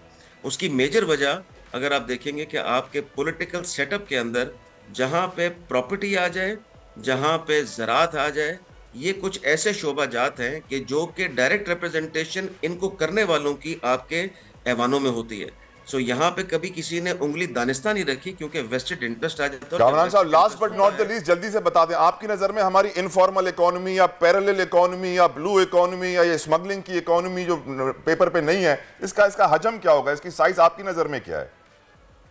देखिए, कम से कम जो मेरा अंदाजा है कि जो आपकी इकोनॉमी का इस वक्त साइज है, आप उतना ही साइज आपका ग्रे इकोनॉमी में है। मेरे ख्याल से कामरान भाई 5 गुना ऊपर है, मेरे ख्याल से 5 गुना ऊपर है। जो स्मगलिंग हो रही है, ईरान में जो लस्सी बनती है वो कराची में प्लास्टिक की बोतल में मिलती है। पेट्रोल की बात तो छोड़ दीजिए। कामरान साहब, ये लेस टाइम, इंशाल्लाह अगली बार आपसे मजीद बात करेंगे। Thank you so very much for giving us your precious time. आपसे गुफ्तगू हुई और बड़ा इंपॉर्टेंट पॉइंट आपने रेज किया है कि जब तक हम ये 2 नंबर इकोनॉमी बंद नहीं करते, जिसमें स्मगलिंग है, जिसमें टैक्स चोरी है, जिसके अंदर जो लोग कारोबार कर रहे हैं वो पेपर पे नहीं लेकर आ रहे हैं, वो छुप के कारोबार कर रहे हैं ताकि टैक्स अदा ना करना पड़े। मेरी नजर में वर्दा पाकिस्तान के बड़े बड़े टैक्स लॉयर्स काम ही ये करते हैं कि लोगों को बताना है कि किस तरह टैक्स चोरी करनी है। और बहुत से लोग ऐसे हैं जिनके तो बैंक अकाउंट्स ही नहीं, क्योंकि उनको टैक्स देना पड़ेगा, सिर्फ कैश में बोरियां भर भर के जो है वो घर लेके जाते हैं। बहुत से क्या बेतहाशा ऐसे लोग हैं, इसी वजह से शायद हमारी मईशत सही नहीं हो सकती है। हमारे दोस्त वर्दा कह रहे थे कि डीएचए के सारे घर जो है ना यूं उल्टे कर दो, बहुत पैसा निकलेगा। That's true. हम बात कर रहे थे ताजरों की कि जी मार्केटें बंद कर दी गई हैं, करने के लिए कहा गया है। कल ही ऐलान किया गया था कि मार्केटें जल्दी बंद कर दी जाएंगी और शादी हॉल्स को भी जल्दी बंद कर दिया जाएगा, रेस्टोरेंट को जल्दी बंद कर दिया जाएगा। लेकिन इसको पंजाब की और केपीके की हुकूमत ने रद्द कर दिया है और पाकिस्तान, कराची के लोग भी जो हैं वो इसके अगेंस्ट में हैं। उनसे हम बात करेंगे। हमारे साथ मौजूद हैं अंजुमन ताजरान सदर हैं पाकिस्तान के जावेद कुरैशी साहब। अस्सलाम वालेकुम जावेद कुरैशी साहब, ये बताइएगा कि आप किस तरह से देखते हैं इसको कि अगर हुकूमत कह रही है कि जल्दी मार्केटें बंद कर दी जाएं, तो आप लोगों को लगता है कि वाकई अच्छा हो जाएगा, मईशत के हवाले से कुछ सेविंग्स की जाएगी, तो आप लोग क्यों इस चीज़ के अगेंस्ट हैं? बिस्मिल्लाहिर्रहमानिर्रहीम। हम जो ये नुमाइशी इक़दाम है हुकूमत के, उसे हमने पहले भी रद्द किया है। 3 से 4 रोज पहले कमिश्नर ऑफिस कराची में जब हमारी सूबाई वज़राओं से मीटिंग हुई थी, जो ताजिरों ने तमाम स्टेक होल्डर वहाँ मौजूद थे और वहाँ जो तजावीज़ दी थी, सूबाई हुकूमत ने हमारी तजावीज़ को माना था और ये कहा था कि हम विफाक से बात करेंगे। विफाक से तो सूबाई हुकूमतें बात नहीं कर रही हैं, पंजाब वाले बात नहीं कर रहे, केपीके वाले बात नहीं कर रहे, आपकी बात यही अलमिया है। जब ये लोग एक पेज पे खुद नहीं है और वो ताजिरों को इसके ऊपर लेके आना चाहते हैं, इस तरीके से मईशत को संभालना नहीं मिलेगा। जो मईशत का बेड़ा गर्क इन लोगों ने किया है, अब वो पहले हमारी सनत बर्बाद हो चुकी है, टेक्सटाइल हमारा बंद पड़ा हुआ है, पोल्ट्री एसोसिएशन रो रही है, ऑटो ये अल्लाह आपका भला करे, तमाम जो है कि ऑटोमोबाइल का बेड़ा गर्क। जावेद साहब छोटा सवाल पूछ रहा हूं, जब आर्मी पब्लिक स्कूल पे हमला हुआ था तो नेशनल एक्शन प्लान बना था, मुल्क की मईशत तितर बितर हो गई है, नेशनल इकोनॉमिक प्लान क्यों नहीं बन रहा? तो यही तो है, हम यही तो बार बार हुकूमत से कहते, क्यों नहीं वो इकदाम ऐसे उठाती। नेशनल एक्शन प्लान जब बना था तो मईशत के ऊपर भी तमाम सियासतदानों को टेबल पर बैठना चाहिए। ये मुल्क हमारे सब लोगों का मुल्क है, ताजिरों ने कुर्बानियां दी है, हम हुक्मरानों से ज्यादा कुर्बानी देने के लिए तैयार हैं। इनकी अयाशियां खत्म नहीं होती हुक्मरानों की। आवाम तो दे ही रही है कुर्बानी जावेद साहब। मैं यही तो कह रहा हूँ कि हम तो कुर्बानी पहले से देते हुए आए, टैक्स के ऊपर हम टैक्स दे रहे हैं, उसके बावजूद भी हमें जो है कारोबार करने की इजाजत रही है। क्या ये लोग जब बेरोजगार होंगे तो ये मुल्क की आप खिदमत कर रहे हैं? इन नुमाइशी इक़दाम से कुछ नहीं बनेगा। जब हमने एक तजवीज दी, आपने एक तजवीज दी, क्यों नहीं उसके ऊपर अमल होता? जावेद साहब, ताजिर बरादरी इतनी बड़ी बरादरी है, अब क्या आप लोगों में एका नहीं है जिसकी वजह से आपकी बात सुनी नहीं जाती, कि आपके अंदर भी धड़े बन गए हैं? नहीं जी, कोई धड़े बन नहीं है, हम एक प्लेटफॉर्म पर हैं इस मामले पर। हुकूमत के देखें, मैं आपसे एक बात करूं, ये वजीर अपने जो ख्वाजा साहब ने कल कहा कि जी हमने पाकिस्तान के ताजिरों से बात की, वो हमारे पास आए, ये सबसे बड़ा झूठ था। वो जो लोग जिन लोगों से बात कर रहे हैं वो हुकूमत की बी टीम का हिस्सा बने हुए थे, दोस्त होंगे और आज भी हुकूमत का बी टीम का हिस्सा है। वो कोई ताजिर नहीं है। जो ताजिर जो है, सबसे बड़ा इकनॉमी हब हमारा कराची है, और कराची के साथ जो आज इन्होंने जो हशर किया हुआ है ना, यहाँ के रोड सही। जावेद साहब, कराची पूरे पाकिस्तान का एटीएम है, पूरे पाकिस्तान को कमा के देता है, और जो कराची का हाल है इसमें यकीनन मैं समझता हूं ताली दोनों हाथों से बजती है। आपकी भी बड़ी जिम्मेदारी है कुरैशी साहब, आप लोगों ने भी कराची के हक के लिए आवाज नहीं उठाई। ताजिर अपनी जिम्मेदारी निभा रहा है, हुक्मरानों को निभा दी है। ताजिर ने कभी कोई ऐसा गलत काम नहीं किया जो मुल्क के लिए जो है वो हमारे लिए। सर, इतनी बड़ी पैरेलल इकोनॉमी, इतनी बड़ी ब्लू इकोनॉमी, इतनी बड़ी इनफॉर्मल इकोनॉमी आपकी नजर में ताजिर के साथ के बिना बन सकती है? ये आज कराची को इन्होंने मौजूदों में तब्दील कर दिया है। ये कराची की खिदमत हो रही है। यहाँ से 70% से ज्यादा टैक्स देने वाला जो शहर है पूरे मुल्क को कमा कर देता है, और आज उनके सर कुरान में लिखा है, जैसे लोग वैसे हुक्मरान। हमें अपने अपने गरेबान में भी झांककर अपनी अपनी बुराइयों को भी दूर करना है कि अल्लाह हमें अच्छे हुक्मरान दे। उसके तो जवाब आप दे दें। सही कह रहे हैं, हमें अपने गिरबान में झांकना चाहिए। ताजिर अपने हिस्से का काम करेगा, हुक्मरान अपने हिस्से का काम करे। आए, हम दावत देते हैं, मिल बैठकर पाकिस्तान की मईशत पर बात की जाए, और इसकी बेहतरी लाने के लिए जो तजावीज हुकूमत या ताजिरों की तरफ से आती है उस पर अमल होना चाहिए। मैं सियासतदानों से भी कहता हूँ, वो क्यों नहीं इस मुल्क की मईशत पर बात करते, बैठते क्यों नहीं है वो टेबल पर एक जगह पर? डॉक्टर साहब तो कह रहे हैं ना कि जी मईशत बेहतर हो जाएगी, संभल जाएगी। आप एनर्जी सेविंग करने के लिए वो सेविंग करने की कोशिश तो कर रहे हैं ताकि जल्दी मार्केटें बंद की जाए। ये एनर्जी सेविंग मैं आपसे दावे से कह सकता हूँ, ये 62 अरब रुपए की बात करते हैं, ये 62 लाख रुपए भी इससे सेविंग नहीं होगी। ये सिर्फ नुमाइशी इक़दाम कर रहे हैं। इन इक़दाम से कभी भी आवाम को कोई फायदा नहीं मिलेगा। हुकूमत की डायरेक्शन सही होनी चाहिए। हम बिल्कुल हुकूमत के साथ ताबून करने के लिए तैयार है। ताजिर बरादरी कुरैशी साहब, अब इंडिया में ना जब किसानों को उनका हक नहीं मिला था तो वो पूरा 1 साल सड़कों पर बैठे रहते अपने हक के लिए, और जब तक उन्हें उनके राइट्स नहीं मिले वो घर वापस नहीं गए, अपनी जानों से भी उन्होंने हाथ दिया, कुर्बानियां भी दी। हमारे पाकिस्तानी क्यों इतने सुन हो गए हैं? देखिए जी, असल बिल्कुल सलाह आप जो बात कह रहे हैं, हमें अपने हुकूक के लिए अब रोडों पे आना पड़ेगा। ये हमें मजबूर कर रहे हैं ताजिरों भी आकर वो रोडों पर आकर एहतजाज करे, लेकिन इस मुल्क की खिदमत नहीं होगी इस वक्त रोडों पे आना। हम ये कहते हैं खुदारा होश के नाखून लें और इस मईशत की बेहतरी की तरफ कोई कदम उठाए। राइट, बिल्कुल आप एक कदम उठाए, हम 2 कदम आपके साथ। कुरैशी साहब हमारे साथ रहिए। कुरैशी साहब, मंसूर शेख साहब हैं हमारे साथ, इम्तियाज मंसूर शेख साहब, शादी हॉल एसोसिएशन से आपका ताल्लुक है। शेख साहब, thank you so very much. Qais Mansoor Sheikh साहब है, शादी हॉल एसोसिएशन से ताल्लुक है इनका। क्या फर्क पड़ेगा शेख साहब इस इकदाम से? देखें, एक तो मुझे समझ ये नहीं आ रही कि सर्दियों में लोड शेडिंग का क्या इशू हो गया। अगर ये गवर्नमेंट ये मैसेज देना चाह रही है कि सर्दियों में इलेक्ट्रिसिटी की वजह से हम ये कर रहे हैं, तो ये गर्मी में क्या हाल करेंगे हमारा। लेकिन कैसा भी ये बताइएगा कि ये शादी हॉल जल्दी बंद करने के लिए इन्होंने कहा है, वैसे ही शादियां लेट से होती हैं, कराची में शादियां वैसे ही मशहूर हैं कि लेट 3-4 बजे तक तो होती ही होती हैं। 10 बजे क्या करना, इनसे क्या फर्क पड़ेगा? शादियों का सीजन आया हुआ है ना, कोई जोड़ तोड़ कर लीजिए शेख साहब। कोई शादी हॉल वाला इसको एक्सेप्ट नहीं कर रहा, क्योंकि जब हमारा सीजन होता है इसी तरह कोई ना कोई हरकत करते हैं और लोगों के अंदर जो है ना वो एक रास्ता आ जाता है कि जी पता नहीं क्या होगा क्या नहीं होगा। हम में से कोई एक्सेप्ट इसको नहीं कर रहा, ना करना चाहिए, ना हम करेंगे, क्योंकि देखें आपके सामने 10 से 11 बजे 1 घंटे पे कोई फर्क नहीं पड़ता। और शादी हॉल ज्यादा से ज्यादा जनरेटर्स पे चल रहे हैं, हम डीजल बाय करते हैं, जनरेटर यूज करते हैं, इनके ऊपर तो बर्डन ही नहीं आता। और शादी हॉल से रेवेन्यू भी अगर KESC का बिल भी आता तो सबसे ज्यादा यहीं से इनको जनरेट होता है। तो हम इस फैसले को बिल्कुल एक्सेप्ट नहीं कर रहे। We are not just guiding the even clients कि जी आप इसको 10 बजे बंद करें। और सर्दियों में तो बिजली ज्यादा होती है हमारे पास सर। मैं वही तो कह रहा हूँ कि जो सर्दियों में ये मैसेज दे रहे हैं, तो ये गर्मियों में तो अभी कह रहे हैं कि गर्मी में तो एक बंदे को घर में भी नहीं बिजली मिलेगी। गर्मियों में तो बोलेंगे कि शादी हॉल ही बंद कर दो, घरों में शादियां करो टेंट लगा के। खैर, बहुत बहुत शुक्रिया, थैंक यू सो मच हमारे साथ। कुरैशी साहब, आपका भी बहुत बहुत शुक्रिया। एक बात वाज़ेह है कि पाकिस्तान की ताजिर तंजीमें हुकूमती इक़दामात से बिल्कुल भी मुत्तमईन नहीं है, खुश नहीं है। इनफैक्ट जो मुल्क के इकोनॉमिक मैनेजर्स और फाइनेंस मैनेजर्स कर रहे हैं वो लग ये रहा है कि अपने अपने एजेंडाज हासिल करना चाहते हैं। सर्दियों में बिजली एक्स्ट्रा है और बिजली बचाने की कोशिश कर रहे हैं, जब गर्मियों में बिजली कम होती है तब कुछ नहीं करते हैं। अल्लाह रहम करे हमारे हाल पे। अभी तो गैस भी नहीं है, खैर क्या होगा आगे देखते हैं, अल्लाह ताला हमारे मुल्क पे रहम करे। खैर, इस पे वक्त है एक ब्रेक का, लेते हैं एक ब्रेक, मिलते हैं आपसे एक ब्रेक के बाद। आजकल जिंदगी ही सुबह आउट ऑफ कंट्रोल है, दुनिया बोल है, दुनिया बोल है।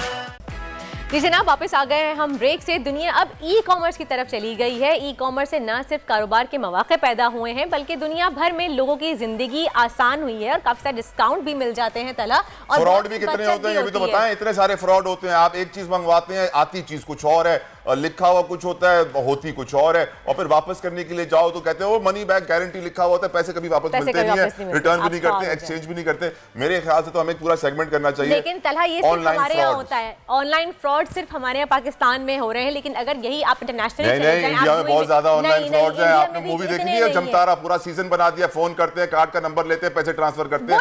वहाँ ऑनलाइन में शॉपिंग की बात कर रही हूं, 50 पता नहीं अमेरिकन से $15 बिलियन उन्होंने निकाल लिए थे फोन करके क्रेडिट कार्ड से उनके। तो फ्रॉड सिर्फ पाकिस्तान में नहीं दुनिया भर में हो रहे हैं। पाकिस्तान में सर्विस स्टैंडर्ड्स, कंज्यूमर राइट्स ना होने की वजह से तो जो ऑनलाइन चीज दिखाई जा रही है तो वो मिलती नहीं है। ये तो है। और फिर लोग आजकल पैसे खाना शुरू हो गए। वो ज़िप्टैग कंपनी आई है, पैसे खा गए लोग। चलें जी, हम पता करते हैं इस बारे में। हमारे साथ मौजूद है इस वक्त उज़ैर हसन है, हमारे साथ सोशल मीडिया एक्टिविस्ट हैं, और हम बात करेंगे जो ज़िप्टैग का इतना बड़ा स्कैंडल हुआ है आज कि PS5 के चक्कर में जो लोगों ने पैसे दिए थे उसके बदले में उनको कुछ मिला नहीं है। उज़ैर को वेलकम कहते हैं, उज़ैर से डिस्कशन भी करेंगे। वेलकम कहेंगे। अस्सलाम वालेकुम Uzair and welcome to our show and thank you so much, आपने हमें अपना टाइम दिया। वैसे आप ह्यूस्टन में होते हैं, वहाँ पे भी आप डिजिटल के लिए काम करते हैं, तो आप ये बताएं कि इंटरनेशनली ई कॉमर्स की अगर हम बात करें, ऑनलाइन शॉपिंग बहुत ज़्यादा कॉमन है, काफ़ी डिस्काउंट्स भी मिलते हैं, इस तरीके से आप उनको अवेल भी कर सकते हैं ऑप्शंस। अगर आपको पसंद ना आया आप वापस इजीली करा सकते हैं, आपके घर से पिक करके जाते हैं और कोई प्रॉब्लम नहीं होती, जस्ट सिंगल क्लिक अवे होता है। True. हमारे यहाँ इतना ज्यादा क्यों फ्रॉड किया जा रहा है, हम क्यों पकड़ नहीं पाते लोगों को? एडिंग टू अ क्वेश्चन, उन्होंने कहा आप ह्यूस्टन में होते हैं तो वहाँ पर ना अमेरिका में तो ये होता है कि आपको एक चीज खरीदे ना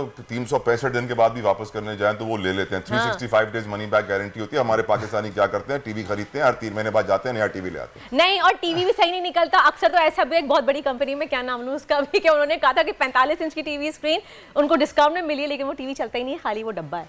तो ऐसे ऐसे स्कैम्स भी हुए। अच्छा, आप जैसे स्कैम्स की बात कर रही थी एंड तला आपने मेंशन किया अबाउट द स्कैम्स, तो ऑनलाइन हर जगह स्कैम्स हो रहे होते हैं, लेकिन डिपेंड करता है साउथ एशियन जो हमारा ये पूरा बेल्ट है जिसके अंदर इंडिया, पाकिस्तान, श्रीलंका, नेपाल, ये जो सारे जो कंट्रीज आते हैं, इसमें लोग जो है उनका दिमाग माशाल्लाह बहुत तेज़ है और वो कंस्ट्रक्टिव जगहों पे यूज़ नहीं हो रहा होता, तो वो नए जो है तरीके ढूंढ रहे होते हैं।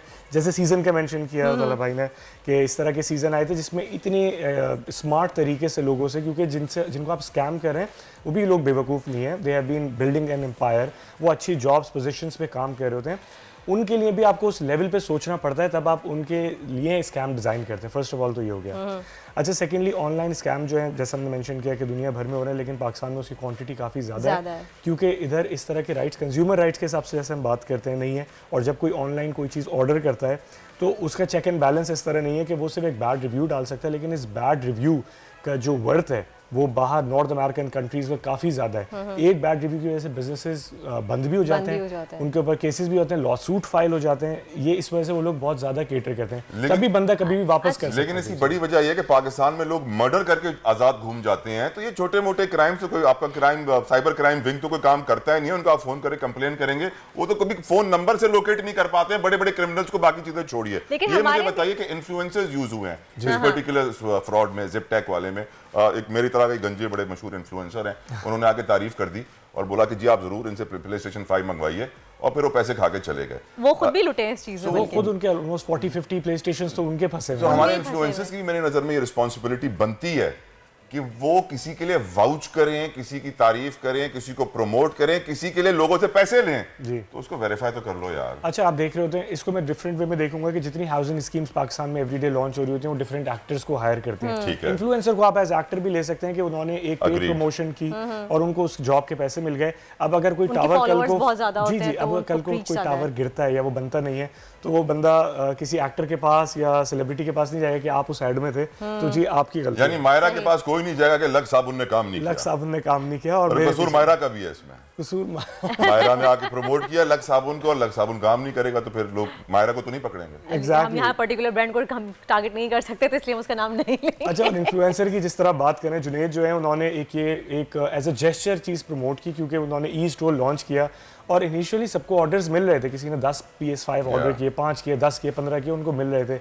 क्वांटिटी जब इंक्रीज की तब जो है मसला शुरू हुआ। तो ये प्रॉपर कैसे इस तरीके प्रॉपर डिजाइन किया गया, प्रॉपर एक सोचा समझा प्री प्लान था कि पहले लोगों ने जिन लोगों ने आपको ऑर्डर दिया आप उनके ऑर्डर प्रॉपर पहुंचा दें। आजकल ये तो बताइए, मुझे भी 2-4 करवाने हैं। बिल्कुल प्लानिंग, प्रॉपर प्लानिंग के थ्रू ये चीज लग रही है कि इस तरह से किया गया। फिर बाद में जब क्वांटिटी बढ़ी तो आप भाग गए, गायब हो गए, और पकड़ने वाला कोई है नहीं, कोई। अच्छा, इसमें जो है ना कुछ सिंपैथी उनकी तरफ भी इस तरह आ रही है कि कुछ लोग उनका साइड भी ले रहे हैं कि देखें डॉलर का रेट इंक्रीज कर गया था, तो जो सर्टेन अमाउंट था जिसमें वो कमिट पहले कर रहे थे, अब वो उस कमिटमेंट को पूरा नहीं कर सकते because of this fluctuation of the dollar rate. तो ये वाली चीज़ है, लेकिन आप किसी को जवाब तो दें, आप आंसर तो करें। और एक आपने जैसे मेंशन किया व्हाट्सएप ग्रुप्स बने हुए हैं 200-250 लोगों के, अब जिसका 30-40-50 हज़ार या लाख रुपए फंसा हुआ था तो वो तो चले पीछे बैठ गया, उसने छोड़ दिया, अब खत्म। लेकिन फेसबुक पे भी इनके प्रॉपर एक जिपटैक के नाम से प्रॉपर उन्होंने अपने ग्रुप बना लिया है, फेसबुक पे भी बना हुआ है, जिसके ऊपर वो सारे अपने कमेंट्स कर रहे हैं, अपनी अमाउंट्स शेयर कर रहे हैं, अपने ऑर्डर शेयर कर रहे हैं, अपने ऑर्डर की डिटेल शेयर कर रहे हैं कि क्वांटिटी में जब हुआ, फिर उनके जब फैमिली को भी इन्वॉल्व किया गया, फिर उनकी फैमिली ने भी लाताल्लुकी का इज़हार कर दिया कि जी हमारा ताल्लुक नहीं है, जिसने आपसे स्कैम किया तो आप उसी से निपटें। लेकिन हम दोबारा आएंगे कि इन्फ्लुएंसर्स का रोल कितना इंपॉर्टेंट होता है कि इन्फ्लुएंसर्स की वजह से जो इसकी सेल थी वो डिस्ट्रैक्टली इंक्रीज की गई और वो बढ़ती चली गई, और एक इन्फ्लुएंसर से दूसरे और रिव्यूज की वजह से डिजिटली आप। लेकिन मैं यहाँ पे अपने व्यूअर्स को कहूंगा कि खुद अकलमंदी से काम किया करें, खुद होश के नाखून लिया करें। जब आपको कोई चीज इतनी सस्ती मिल रही हो तो सोचा करें कि यार दुनिया भर में महंगी है, ये बंदा सस्ती कैसे दे रहा है। यहाँ पर भी तरीका वारदात यही था कि 1.5 लाख रुपए का आइटम था, उसने बोला मैं 1,05,000 1,10,000 में दे रहा हूँ, सस्ते में मिल रहा है, 40,000 रुपए बचा लो, और 40,000 रुपए बचाने के चक्कर में 1,10,000 की डज लग गई। Will come back to this topic, cricket हमें डिस्कस करनी है। जबाल जमील साहब हमारे साथ मौजूद है, इवन दो कि मैं क्रिकेट बिल्कुल नहीं देखता, पसंद नहीं करता, ना डिस्कस करना चाहता हूं, लेकिन क्योंकि मैं इस वक्त जंजीरों में जकड़ा हुआ हूं प्रोड्यूसर साहब की जानिब से, इसीलिए इकबाल साहब आपसे पूछना चाहूंगा, अगर आप मैच देख रहे हैं तो बता दीजिए इमामुल हक क्यों इतना ट्रेंड कर रहा है, परफॉर्मेंस शाहीनों की वैसी है घिसी पिटी या कुछ बेहतर हुई? Yes, how are you? I am good, Iqbal साहब। मैं पूछ रहा हूं कि मैं तो मैच नहीं देख रहा हूं, आप देख रहे हैं, बता दीजिए कुछ शाहीनों ने इज्जत रखी है या वही बेइज्जती हो रही है? जनाब अभी फिर सेकंड टेस्ट में दूसरे दिन के बाद बुरी हालत है, इज्जत हो रही है माशाल्लाह, इज्जत अफजाई हो रही है। पाकिस्तान इसलिए वो अपनी रवायत को तोड़ा नहीं है उन्होंने, अभी तक उस रवायत पे बरकरार है, अभी भी 295 रन से ट्रेल कर रहे हैं, 295। And that's going to be a hell of a task. और सबसे बड़ी बात बताऊं कि इसी विकेट पे इंग्लैंड की जो 10वीं विकेट की पार्टनरशिप थी उसमें 104 रन बना था। हेनरी ने और सूडी ने 104 रन बनाया था 10th विकेट पार्टनरशिप पे, और इसी पे हमारे शाहीन जो है माशाल्लाह वो ढेर होते गए, 3 विकेट चली गई है। और मेरा अपना ज़ाती ख्याल है कि इस वक्त तक जो 75% मैच जो है वो न्यूजीलैंड के हाथ में है। तो एक बात सब वजह क्या है कि हमारी टीम जो है वो सीखती नहीं है, कोई कुछ चेंजेस लेके नहीं आती है अपने प्लान में, मुंह की खा के बार बार दोबारा से वही गलतियां कर रहे हैं, वही सब चीजें कर रहे हैं, वैसे ही परफॉर्मेंस दे रहे हैं, कोई बेहतरी क्यों नहीं आ रही है इनमें? देखिए एक तो अभी मैनेजमेंट खेल हुई है, मैनेजमेंट चेंज होने के बाद खिलाड़ियों में भी कि कौन आता है कौन नहीं आता है। देखें मीर हमजा को लेके आए, वो एक अच्छे बॉलर लग रहे हैं, लेकिन उनको एक विकेट नहीं मिली अभी तक पहली इनिंग में। उनका नाम बड़ा था कि जनाब मीर हमजा को नहीं खिलाया जा रहा, मीर हमजा को नहीं खिलाया जा रहा है। सारी बात ये हुई है कि देखें पाकिस्तानी जो फास्ट बॉलर्स हैं इस टेस्ट में आप ये देख लीजिए, जो शक्लेन मुश्ताक बैठे हैं, मोहम्मद यूसुफ बैठे हुए हैं, शॉन टेट बैठा हुआ है जो उनका बॉलिंग कोच है। भाई कम से कम इन्होंने 3 फास्ट बॉलर्स खिला दिए हैं पाकिस्तान में, शाहीनों ने, और उन्होंने 3 स्पिनर्स खिलाए और उसमें बड़ी हद तक वो कामयाब है इस विकेट को। नॉट ओनली दैट जावेद साहब ये भी कह रहे हैं कि वो नसीम शाह की बॉल स्विंग हो रही थी और हमजा की बॉल स्विंग नहीं हो रही थी इसी पिच पे। देखिए एक्चुअली बात नहीं है कि किसी की बॉल स्विंग हो रही है नहीं हो रही थी, उसके पास पेस है, लाइन एंड लेंथ है, दैट्स गुड। नसीम शाह ने भी इतनी टेस्ट क्रिकेट नहीं खेली है, मीर हमजा का पहला टेस्ट था, नसीम शाह 10-12 टेस्ट खेल चुके हैं, तो अगर उनकी परफॉर्मेंस वो स्विंग करा रहे थे तो कोई इतनी ऐसी सरफराज ने स्टंपिंग बड़ी आला की सर। सरफराज की स्टंपिंग की बड़ी तारीफ हो रही है सोशल मीडिया पे। सरफराज तो मेरे ख्याल में वो ऐसा है कि ना, बात कहते हैं ना कि डेस्टिनी इज वेरी गुड। जब उसका नाम क्या, इंग्लैंड का कैप्टन वर्ल्ड कप सॉकर में प्लेंटी मिस करता है तो वो डेस्टिनी है, वो कहता है कि जिंदगी भर मेरे साथ रहेगी। सरफराज का जो 4 साल बाद, मतलब हम तो ये समझते हैं कि 4 साल के बाद इनकी वापसी, उन्होंने कुछ नहीं करेंगे। पहली इनिंग में उन्होंने 86 कर दिया, दूसरी में 50 कर दिया, 3-4 विकेट ले गए और एक रिकॉर्ड कायम करने वाले हैं। अगर 2-3 कैचेस और ले लिए तो एक रिकॉर्ड हो जाएगा उनका सरफराज का कि जनाब उन्होंने इतनी स्टंपिंग कर दी, 3 stumping, and then he took 3 to 4 मैंने मशवरा दिया है जावेद साहब, सरफराज को कराची का घर बेचो, लाहौर शिफ्ट हो जाओ, काम आसान हो जाएगा। आप तो मतलब आप लोगों को मतलब ये चाह रहे हैं कि डिस्प्लेस कर दे, उसके बाद वो एक टेस्ट खिला के बाद उसको खुदा हाफिज कहेंगे तुम चले जाओ। ऐसा देखिए पाकिस्तान क्रिकेट टीम के अंदर अभी तक कोई जो रियल ऑर्गेनाइजेशन होती है ना वो नहीं है। वो अभी तक आप देखिए शाहीन शाह अफरीदी अभी तक फिट नहीं हुआ, 7 या 8 महीने हो गए, मानते हैं गजब खुदा के यार, इसमें तो बड़ी बड़ी इंजरीज मतलब सही हो जाती हैं। अब जाके उन्होंने मेडिकल ट्रीटमेंट शुरू किया है उसका, कितनी जाती की बात है। वो स्ट्राइक बॉलर है, वो बाहर बैठा हुआ है, टेस्ट चले गए, ओडीआई चले गए, कोई किसी के कान पे जू नहीं रहेंगे। वैसे जावेद साहब एक बड़ा छोटा सवाल है, आपने बड़ी अच्छी बात की, स्ट्राइक बॉलर आपकी टीम का, उसी का रिश्तेदार अगर चीफ सेलेक्टर बन जाता है तो कॉन्फ्लिक्ट ऑफ इंटरेस्ट नहीं होता सर? देखिए इसमें कॉन्फ्लिक्ट ऑफ इंटरेस्ट की बात तो नहीं है, वो तो ऑटोमेटिकली एक फर्स्ट चॉइस है एज ए फास्ट बॉलर, चाहे कोई भी सिलेक्शन हो, कोई भी सिलेक्टर हो, लेकिन भाई वो फिट तो हो, वो तो फिट तो हो। पूरी इंग्लैंड की सीरीज वो उसने गवा दिया, पूरा न्यूजीलैंड की सीरीज चली गई, ओडीआई चले गए, T21 चले गए, इसमें कॉन्फ्लिक्ट का इंटरेस्ट नहीं होता। अब इसमें पसंद और नापसंद की बात मेरे अपना ज़ाती ख्याल है कि वो फर्स्ट चॉइस है, लेकिन वो सवालिया निशान बने हुए हैं। अब जाके उन्होंने ट्रेनिंग शुरू की है, हाई परफॉर्मेंस सेल वो गए हैं, सेंटर गए हैं, अल्लाह करे वो आ जाए। तो देखें अब वर्ल्ड कप आ रहा है और फिर एशिया कप आ रहा है, ये बड़े वाइटल टूर है। फिर न्यूजीलैंड की टूर हो रही है, वो 7 ओडीआई खेलने के लिए आ रहे हैं मार्च अप्रैल में, रमजानों में होंगे ये एक बड़ी इंपॉर्टेंट डेवलपमेंट है। 7 ओडीआईज, उसके अंदर तो दुआ करेंगे उसके अंदर लोग आ जाए और मतलब अच्छी क्रिकेट देखने को मिले। लेकिन अभी तक जहां तक टेस्ट क्रिकेट की बात है, Pakistan is honestly speaking, Pakistan is on the verge of disaster. I would rather say it, on the verge of disaster. Complete collapse है। कुछ उनके पास playing 11 नहीं समझ में आ रहा है कि किसके लिए। और दूसरी तरह one thing is very important. Ji. You don't have place. You don't have got a place. मतलब होता है ना सेकंड इन कमांड बना के रखते हैं। इंग्लैंड के अंदर बेस्टो अगर नहीं आया तो बैकअप आ गया, तो आपके पास वो सब्स्टिट्यूट नहीं है, आपके पास वो टैलेंट नहीं है, आपके पास वो फास्ट बॉलर्स नहीं है जो 5 ओवर से ज्यादा टेस्ट क्रिकेट में बॉलिंग करा सके। नतीजा आप ये देख लीजिए कि जनाब उसका नाम क्या, उन्होंने 449 करती है अगेन इस विकेट पे, अगेन उसका नाम क्या, पहली इनिंग्स में न्यूजीलैंड ने। अब 10वीं विकेट पे अगर 104 रन बन रहे हैं तो फिर ये 100% इट्स परफेक्टली ऑल राइट कि there is something wrong with in your bowling both in spin. सही, थैंक यू सुबह इकबाल जमील साहब, बहुत बहुत शुक्रिया, आपने हमें अपडेट किया और हमारी दुआ है कि हमारी टीम अच्छा क्रिकेट, जो हम लोगों के इंटरेस्ट खत्म हो गए हैं क्रिकेट से, वो इंटरेस्ट दोबारा से डेवलप हो जाए। खैर आगे बढ़ूंगी उजैर की जानिब। उजैर ये बताइएगा कि सोल्यूशन क्या है, किस तरह से इस स्कैम से बचा जा सके, आवाम को किन चीज़ों का ख्याल रखना चाहिए, रिव्यूज़ का या फिर किस चीज़ का ध्यान रखें हम? सबसे पहले तो ड्यू डिलिजेंस बहुत इंपॉर्टेंट है कि कोई भी चीज़ लेने से पहले आप एक ऑफ कोर्स इसके पास भी ये जो आप जिस स्कैम की बात करें सारे लाइसेंसेस मौजूद थे, सब कुछ था, बट कुछ ऐसे डिलीवर भी किया ना पर जितने भी ऑर्डर्स थे उन्हें पहुंचाया। क्या करना चाहिए जरा एक्सप्लेन करेंगे ड्यू डिलिजेंस क्या है? सबसे इंपॉर्टेंट चीज़ आपकी ये है कि ग्रीड का लेवल जो है आपने सबसे पहले उसको कंट्रोल रखना है, ठीक है। आप देखें मार्केट का क्या वो अभी मैं यूजुअली देखता हूँ डिफरेंट ऑनलाइन जो ब्रांड्स हैं, यूरोपियन ब्रांड्स हैं या अमेरिकन ब्रांड्स हैं, आपको कम प्राइस में मिल रहे होते हैं, सो दैट्स ठीक है, दैट्स एक्सेप्टेबल के सर्टन सेल्स लगती हैं दुनिया भर में, तो वो आपको मिलता है एक सर्टन % डिस्काउंट। लेकिन कुछ ऐसे ब्रांड्स हैं जो कि डिस्काउंट ऑफर करते ही नहीं है, तो अगर वो चीज़ें आपको डिस्काउंट पे मिल रही हैं सो डेफिनेटली या तो वो फर्स्ट कॉपी है या वो ब्रांड जो है वो ओरिजिनल किसी तरीके से महंगा रहे एक बार, सस्ता रहे बार बार। बिल्कुल एग्जैक्टली।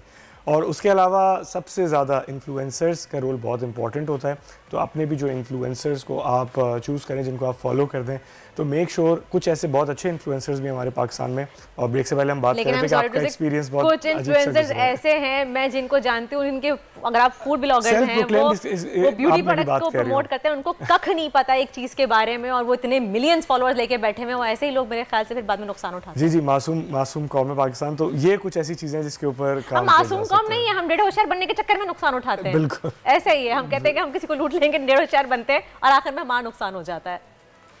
अल्लाह खैर करे। लेकिन ड्यू डिलिजेंस आप कंप्लीट देखिए, ये तो हमने देख लिया कि चीज़ असली है नकली है, किस पैसों पे है, लेकिन आप ये कैसे वेरीफाई करें the seller is the right person to buy from, is a genuine person, वो फ्रॉड तो नहीं कर रहा है, वो पैसे जमा तो नहीं कर रहा है, कोई है तरीका इसको चेक करने का? अच्छा, इसके लिए तो जैसे फॉर एग्जांपल अगर हम क्रिप्टो या करेंसी की बात करते हैं तो उसमें भी जब आपकी एक दफ़ा आपकी पास से अमाउंट निकल जाता है किसी भी तरीके से, तो उसको ट्रैक करना तो ईजी है, लेकिन उसके कल्प्रिट्स को पकड़ना बहुत मुश्किल है, क्योंकि इस तरह के कुछ जो लॉज हैं वो नहीं डिज़ाइन किए गए हैं, तो इस पे जो है आपकी लक भी काम करेगी। आप कह रहे पाकिस्तान गली मोहल्ले के चोरों को पकड़ नहीं पाया, ऑनलाइन चोर कहां से पकड़ेगा? ऑनलाइन। ओके।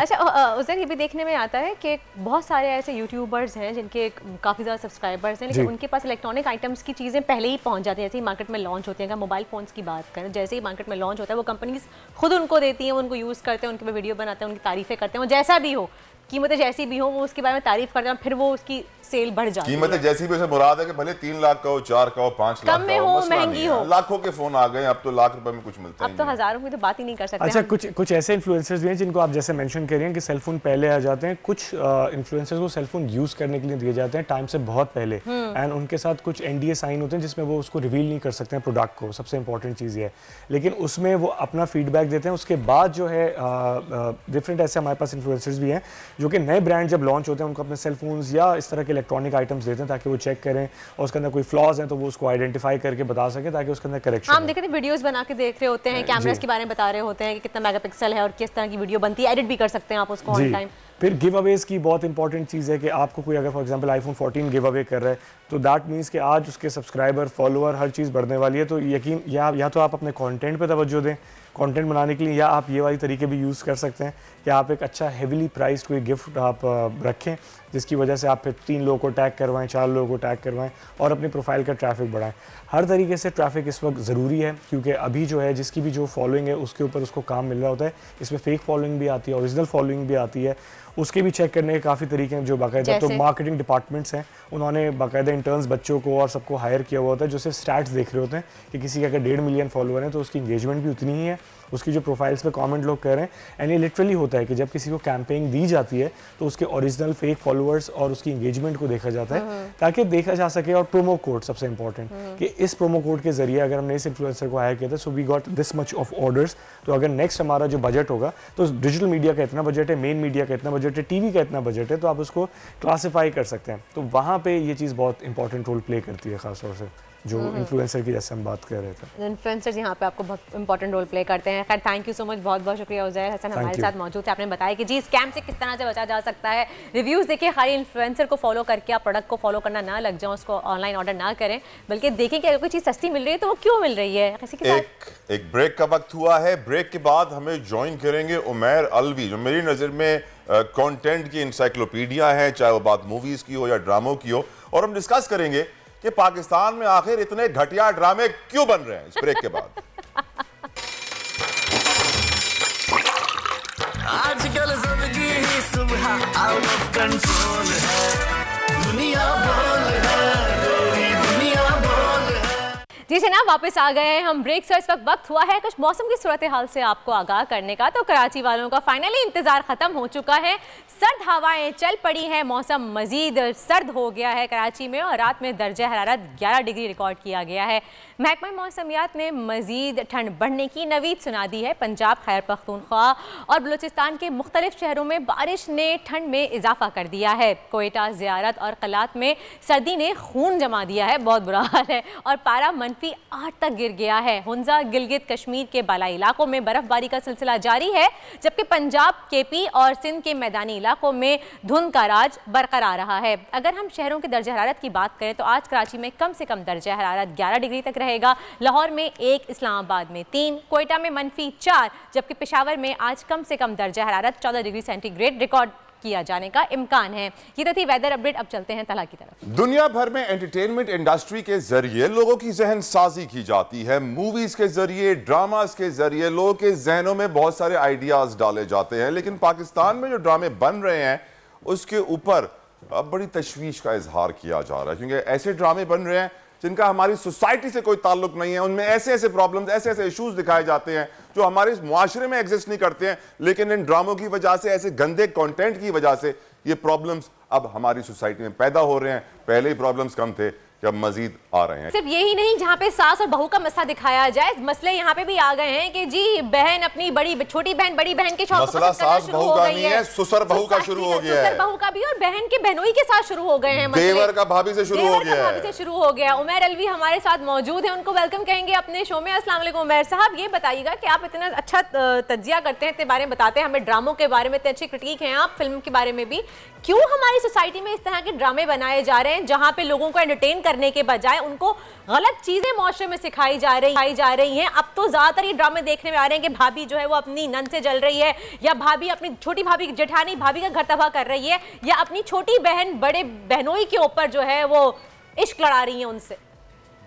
देखिए, अभी थोड़ी देर पहले जब आपने इंट्रो दिया था उसमें यही कहा था ना कि दुनिया भर में दिमाग में चीजें डाली जाती हैं, तो हमारे दिमाग में जो चीजें हैं हम वही डाल रहे हैं। हम कोई बाहर से चीज तो लेके नहीं आ रहे। हमारे ड्रामे जो है वो आज से नहीं, पिछले 50 साल से पस्ती का शिकार है। उसमें कुछ ड्रामे अच्छे हो जाते हैं तो वो उनको लोग याद रखते हैं। जो मेजॉरिटी ड्रामे हैं, मेजॉरिटी फिल्में हैं, मेजॉरिटी गाने हैं हमारे, वो तो डाउनग्रेड ही हो रहे हैं, अपग्रेड तो हो नहीं रहे हैं। आप 1970s की फिल्म देख लीजिए उठा के, आप 1970 का कोई ड्रामा उठा के देख लीजिए, आपको उसमें कोई अच्छी चीज नजर आएगी।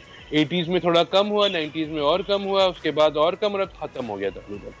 तो हमें तो फिक्र ही नहीं है कि लोग क्या देख रहे हैं, लोग क्या देखना चाह रहे हैं। अब लोगों के पास एंटरटेनमेंट के इतने तरीके आ गए हैं, इतने जराए आ चुके हैं कि वो 8 बजे या 9 बजे बैठ के ड्रामा नहीं देखते, वो सिर्फ वो ड्रामा देख रहे होते हैं जो लोग जिसकी तारीफ करते हैं। तो हमारे यहाँ प्रॉब्लम सबसे बड़ा ये है कि ये नंबर 1 जो TRP और ये वाले जो है बैरोमीटर है इनका, वो गलत है। लेकिन TRP इन ड्रामों की क्यों ज्यादा होती है? कमबख्त, तनु टाइप, पैरामीटर ही गलत है। वो कह रहे हैं पैरामीटर ही गलत है ना। गलत है ना। ऐसे कैसे हो सकता है कि एक ड्रामा जिसका आपने नाम भी नहीं सुना है, वो उसका जो है रेटिंग जो इतनी हाई आ रही है? Fake ratings. ये तो 2 नंबर तरीका है ना, कि कोई जाहिर है कि किसी को पैसे देके कहा कि टीवी लगा रहे तो, और या फिर ये कि खुद ही अपनी तरफ से बना के डाल दी। तो ये सारी जो चीजें हैं, अब जो अच्छी चीजें हैं वो लोग देखते हैं, वो लोग देख रहे हैं, ये बकवास चीजों को जो है लोग वैसी गालियां दे रहे होते हैं। Now there's a problem, Alvi साहब, there's a huge problem. Problem ये है कि पाकिस्तानी वो कौम है जो दुनिया की जो फहुश और गंदी वेबसाइट्स देखने में सबसे आगे है, जिसकी वजह से पाकिस्तान टेलीकम्युनिकेशन अथॉरिटी को वो सारी वेबसाइट्स बंद करनी पड़ी और फिर लोगों ने दूसरे रास्ते ढूंढना शुरू कर दिए। जो व्यूअरशिप पैटर्न्स क्रिएट हो गए हैं हमारी सोसाइटी में अलवी साहब, वो बहुत सिक है, वो बहुत परेशान कुन है, वो बहुत गंदे हैं। और हमारे जो प्रोड्यूसर्स हैं, कंटेंट क्रिएटर्स हैं, चाहे वो फलानी आपा हो या फलानी आपा हो, वो सारी आपाएं मजलूम औरत को बेचना चाहती हैं, डिवोर्स को बेचना चाहती हैं, लव स्टोरीज को बेचना चाहती हैं। लेकिन मैं एक मोए महारा उस ड्रामे का नाम था, जो एग्रीकल्चरल एक स्टोरी थी, मुझे खुशी हुई कि किसी और स्टोरी पर भी काम हो रहा है। क्यों नहीं अच्छा कंटेंट बन रहा अलवी साहब, और ये गंदे व्यूअरशिप पैटर्न्स कब तक कंटिन्यू होंगे? देखिए, जब तक आप किताब पढ़ना नहीं पढ़ेंगे आपको कोई चीज़ पता नहीं चलेगी। नहीं, आप अखबारों से जो है निकाल के स्टोरियां नहीं बना सकते, क्योंकि अखबार में तो आप वेरीफाई करना पड़ता है आपको ये चीज़ सही भी है या गलत है। जो किताब होती है या कोई already existing piece of history होता है, वो तो हो चुकी होती है चीज़। हम तो पढ़ते ही नहीं है। हमारी आपने आखिरी बार किसी को किताब खरीदते हुए कब देखा था? ये वो कराची में बुक फेयर भी लगा था। हम तो वो मुसलमान है अलवी साहब जो कुरान नहीं पढ़ते हैं, कोई और किताब क्या पढ़ेंगे? हमारे यहाँ किताब स्टॉल पे नीचे बिक रही होती है, रोडों पे जूते शोरूम में बिक रहे होते हैं। वो मकई डालने के लिए खरीद रहे होते हैं लोग। जो बुक फेयर हुआ था वहाँ लोग खाने के लिए गए थे कि लोग खाना खाएंगे वहाँ पे और हैंग आउट करेंगे, तो किताबें तो है ही नहीं हमारे पास। जब किताबें नहीं होंगी, जब मुतालिया नहीं होगा आपका, जब आपको पता नहीं होगा कि दुनिया में हो क्या रहा है, दुनिया में कौन कौन से मसाइल चल रहे हैं, तो यही होगा। जो आप ड्रामे जिसकी आपने बात की है, वो ड्रामा किसी और चैनल पे चला है, वो इन 4 बड़े चैनल्स में नहीं चला है, जो एग्रीकल्चर वाला था। इसी तरह से आपको याद होगा कि हाँ, वो मुहे महारा जो ड्रामा था, मोर बहारा, वो जाहिद अहमद और सोनिया हुसैन वाला, वो तो ना ARY पे था, ना बोल पे था, ना जियो पे था, ना ही वो उसका सरकारी टीवी पे था शायद वो अलवी साहब। वो कोलैबोरेशन के साथ TV1 के साथ पाकिस्तान टेलीविजन ने कोलैबोरेशन में चलाया था, उनकी खुद की प्रोडक्शन है। वो क्यों था? वो इसलिए था कि देखिए उवैस खान जो डायरेक्टर हैं उसके, वो थोड़े पढ़े लिखे आदमी हैं, तो वो जब भी कोई चीज करते हैं तो वो कोशिश करते हैं कि अलग से करें। बाकी लोग तो ये नहीं करते। आपने तो मेजॉरिटी DOPs को उठा के जो वो डायरेक्टर बना दिया। सही। अलवी साहब हमारे साथ रहिएगा, मैं शामिल गुफ्तगू करना चाहूंगी उमैर जालियावाला साहब को भी मॉडिफायर हैं, उनसे भी जानेंगे कि इस तरह के ड्रामे हमारी सोसाइटी में क्या बुरा असर डाल रहे हैं, हमारे जहनों पे क्या असर पड़ रहा है इसकी वजह से। जी उमैर जालियावाला साहब, वेलकम टू द शो, बताइएगा। Thank you very much. और बहुत ही अब तो जिंदगी गुजर गई है सुनते हुए कि ड्रामे तब्दील हो। इसका असर ये है कि आप देखें कि ज़्यादातर लड़कियों के लिए, औरतों के लिए हम कहानी माशरे की यही बता रहे हैं। हम यही इश्यूज बार बार मजलूम औरत, और बहुत ही मजलूम औरत और उसके साथ होने वाले मसाइल। तो मसला ये कि इससे छुटकारा नहीं मिल रहा, और कितना कुछ है जो कि हमारे नौजवान, हमारी फैमिलीज देखना चाहती हैं, जिसका कंटेंट मिलता ही नहीं है। और ये कंटेंट ना सिर्फ ये कि लोगों की जहन साजी अच्छी कर सकता है, बल्कि हमारे माशरे में लोगों को उस तरफ ले जा सकता है जिस तरफ ले जाने की ज़रूरत है। सो मैं भरपूर इस पे तो कोशिश होनी चाहिए कि जितना बेहतर कंटेंट आ सके। इम्पैक्ट क्या देख रहे हैं उमैर? इम्पैक्ट जी, इम्पैक्ट ये है कि यंग लोगों से तो मैं सुनता हूँ कि वो ये फॉलो ही नहीं करते कंटेंट, तो वो यानी डिसकनेक्टेड हैं और वो ग्लोबल कंटेंट के साथ कनेक्टेड हैं, जिसका इम्पैक्ट ये कि उनके अपने कल्चर और अपनी roots. Umair I will stop you here. आप ड्रामे जरा एक तरफ रखिए। मैं आपको बताऊं, सोशल मीडिया के जो बड़े बड़े लोग हैं, यूट्यूबर्स हैं बहुत बड़े बड़े, वो आए थे हमारे शो पे, कहते हैं 5 महीने में 5 मिलियन फॉलोअर्स हो गए। मैंने कहा भाई कैसे हुए, बताओ तो सही। तो कहा पहली वीडियो बनाई थी ऐसे फ्रॉड की बनाई थी, चोरी की थी मैंने एक टी-शर्ट, जिसके बाद उस पर पता नहीं कितने मिलियन व्यूज आ गए। तो फ्रॉड, 2 नंबरी, चोरी, धोखेबाजी के इतनी सारी रेटिंग आ रही है, और सच्ची बात की, अच्छी बात की कोई रेटिंग नहीं आ रही। नंगापन प्रमोट करें। जी बिल्कुल ये होता है। और आपको पता है मीडिया, जिस तरह कन्वेंशनल मीडिया की एक रेटिंग की रेस थी, इसी तरह सोशल मीडिया और यूट्यूब की भी रेटिंग की रेस है।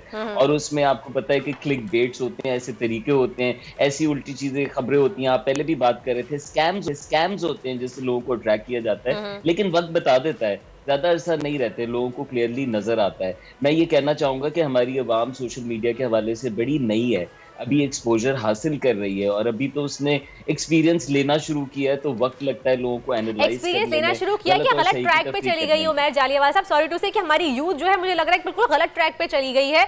एक डांस करती हुई लड़की की वीडियो वायरल हो जाती है रातों रात, और फिर सारे उसी ट्रैक पे चल पड़ते हैं। एक ही चीज को फॉलो किया जाता है, सही गलत को तस्वुर नहीं किया जाता है, क्या सही है क्या गलत है। नाच गाना हमारे यहाँ ऐसा आम हुआ है कि हर छोटा बच्चा भी, अगर आप 6 से 7 साल का बच्चा लेंगे, वो भी उसी ट्रेंड को कॉपी करके बना रहा है। पढ़ाई का उसको कोई होश नहीं है, किसी स्कॉलर की बात कर लें, किसी बुक की बात कर लें, किसी को नहीं पता। और अनफॉर्चुनेटली हमारे कई ऐसे शोज हैं जहाँ पे इनको प्रमोट भी किया जा रहा है। जी बहुत सैड बात है ये, और मैं ख़ास तौर पे लड़कियों से रिक्वेस्ट करना चाहूँगा कि बराए मेहरबानी अपनी ज़िंदगी के बारे में सोचें। आप जो कंटेंट डाल रहे हैं वो रहना है, ज़िंदगी भर ऑनलाइन रहना है। जो आप डालते हैं वो कभी नहीं जाता और वो दूसरे लोगों के लिए मिसाल बनता है।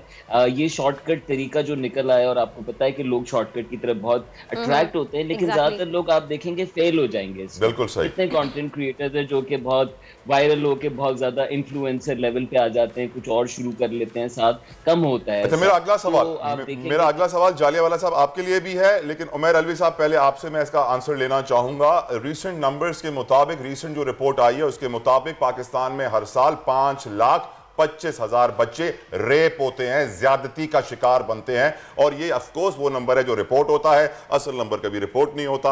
आपकी नजर में इसके पीछे कंटेंट कितनी बड़ी रीजन है? ये ड्रामे, ये फिल्में, ये सोशल मीडिया की वीडियोस कितनी बड़ी रीजन है? उमैर अलवी साहब। बहुत बड़ा रीजन है। देखिए आप खुद देखेंगे 1970s और 80s के अंदर जो इंडियन फिल्में आई थी उसमें बहुत ये कल्चर इन्होंने दिखाया था, तो आज उसका रिप्लिकेशन देख रहे हैं ना। तो हमारे यहाँ भी ऐसे ही है कि हमारे यहाँ 1990s तक तो ऐसे ड्रामे में होता ही नहीं था, दिखाई नहीं आई थी कोई चीज़, और बहुत होता था तो सोच समझ के तरीके से दिखाया जाता था। लेकिन उसके बाद से तो एक ड्रामा अगर ऐसा आया तो उसके बाद हर ड्रामा जो है, हर आदमी जो है उसको रेपिस्ट बनने का शौक है कि वो बन जाओ, उसको अवार्ड के लिए नॉमिनेट हो जाएगा। ऐसे नहीं होता है। आप कोई एक तरीके का ड्रामा करते हैं तो वो लोगों को जो है इन्फ्लुएंस करता है, लेकिन आप अगर एक तरीके के ड्रामे को बुरी तरह कॉपी करने की कोशिश करते हैं तो वो साफ नजर आ जाता है, और ये हुआ है और बिल्कुल इससे फर्क पड़ता है। देखिए हम कोई ढंग की चीज़ दिखाएंगे टीवी पे तो लोग जो है वो फारिग नहीं बैठेंगे ना। आप ऐसी बकवास चीज़ें दिखाते रहेंगे तो फिर लोग जाहिर है कि वो ये हरकतें करेंगे जो हो रही हैं। जालियावाला साहब आपका रिस्पॉन्स इस क्वेश्चन पे सर। जी मैं इसके साथ साथ इसको लिंक इस बात से भी करूंगा कि देखें हमारी सोसाइटी नॉर्मल सोसाइटी नहीं छोड़ी, इसमें इतनी ज़्यादा रिलीजियोसिटी आ गई, इतना ज़्यादा स्टेट का रोल कंफ्यूज हो गया कि उसने एक आइडियल ज़िंदगी। और आप देखें कि अब 1960 से पहले का पाकिस्तान ज़्यादा लिबरल पाकिस्तान था, ज़्यादा आज़ाद था। तो जब सोसाइटी अपने आप को नॉर्मल नहीं रहने देती तो फ्रस्ट्रेशन बढ़ती है। साइकोलॉजी में कहते हैं ना, एक चीज को एक जगह से दबाएंगे तो वो दूसरी जगह से निकलेगी। तो हमने बहुत सारी चीजें अब ऐसी ही दबा दी जो कि माशरे को नहीं दबानी चाहिए। जिस तरह दो लोगों का आपस में, मैं ये कहना चाहूंगी, ऐड ऑन करना चाहूंगी आपके सवाल में भी कि प्लीज क्या ये जरूरी तो नहीं कि सिर्फ ड्रामे और सोशल मीडिया की वजह से ही ये तमाम रेप केसेस बढ़ रहे हैं, या फिर ये वजह है कि हमारे इतना स्क्वीज कर दिया गया है मेंटली घरों में या माशरे तौर पे लोगों को कि उनको वो चीज़ देखने को नहीं मिल रही है, उनको सही और गलत की अवेयरनेस नहीं है आने वाले लोगों को, नौजवानों को, जिसकी वजह से वो गलत ट्रैक पे जा रहे हैं क्योंकि वो छुप के इस चीज़ को देखना चाहते हैं। जी एक तो मैं इसको दो एस्पेक्ट्स में आंसर करना चाहूँगा कि रेप तो बहुत ही सैड है, बहुत ही एक्सट्रीम अमल है, और ये डेफिनेटली बहुत ज़्यादा निगलेक्ट शो करता है, बहुत ज़्यादा अनअवेयरनेस शो करता है उस बंदे के ऊपर, और ये क्रिमिनल बिहेवियर है। माइनस दैट पोर्शन जो जनरल हमारे यहाँ औरतों को तकलीफ है और मर्दों का रवैया है, मैंने इसका जवाब पहले दिया कि जब नॉर्मल सोसाइटी नहीं होती, जब लोग अपने आप को एक्सप्रेस नहीं कर सकते, जब मोहब्बत, रोमांस, ऐसा माहौल नहीं होता जिसमें लोग एक दूसरे से कनेक्ट कर सकें अलग वजूहात पे, और जब माशरे में एंटरटेनमेंट ना हो, इंगेजमेंट ना हो, तो अनफॉर्चुनेटली यही एक डिफ़ॉल्ट तरीका रहता है अपने आप को महसूस करने का, अपनी ज़िंदगी को थोड़ी सी खुशी देने का। सो ये बड़ा एक सैड डगर है जिस पर ऑफकोर्स हम सब चल पड़े हैं, लेकिन इसका जवाब सिर्फ इस बात में नहीं है कि मीडिया अपना कंटेंट चेंज करे।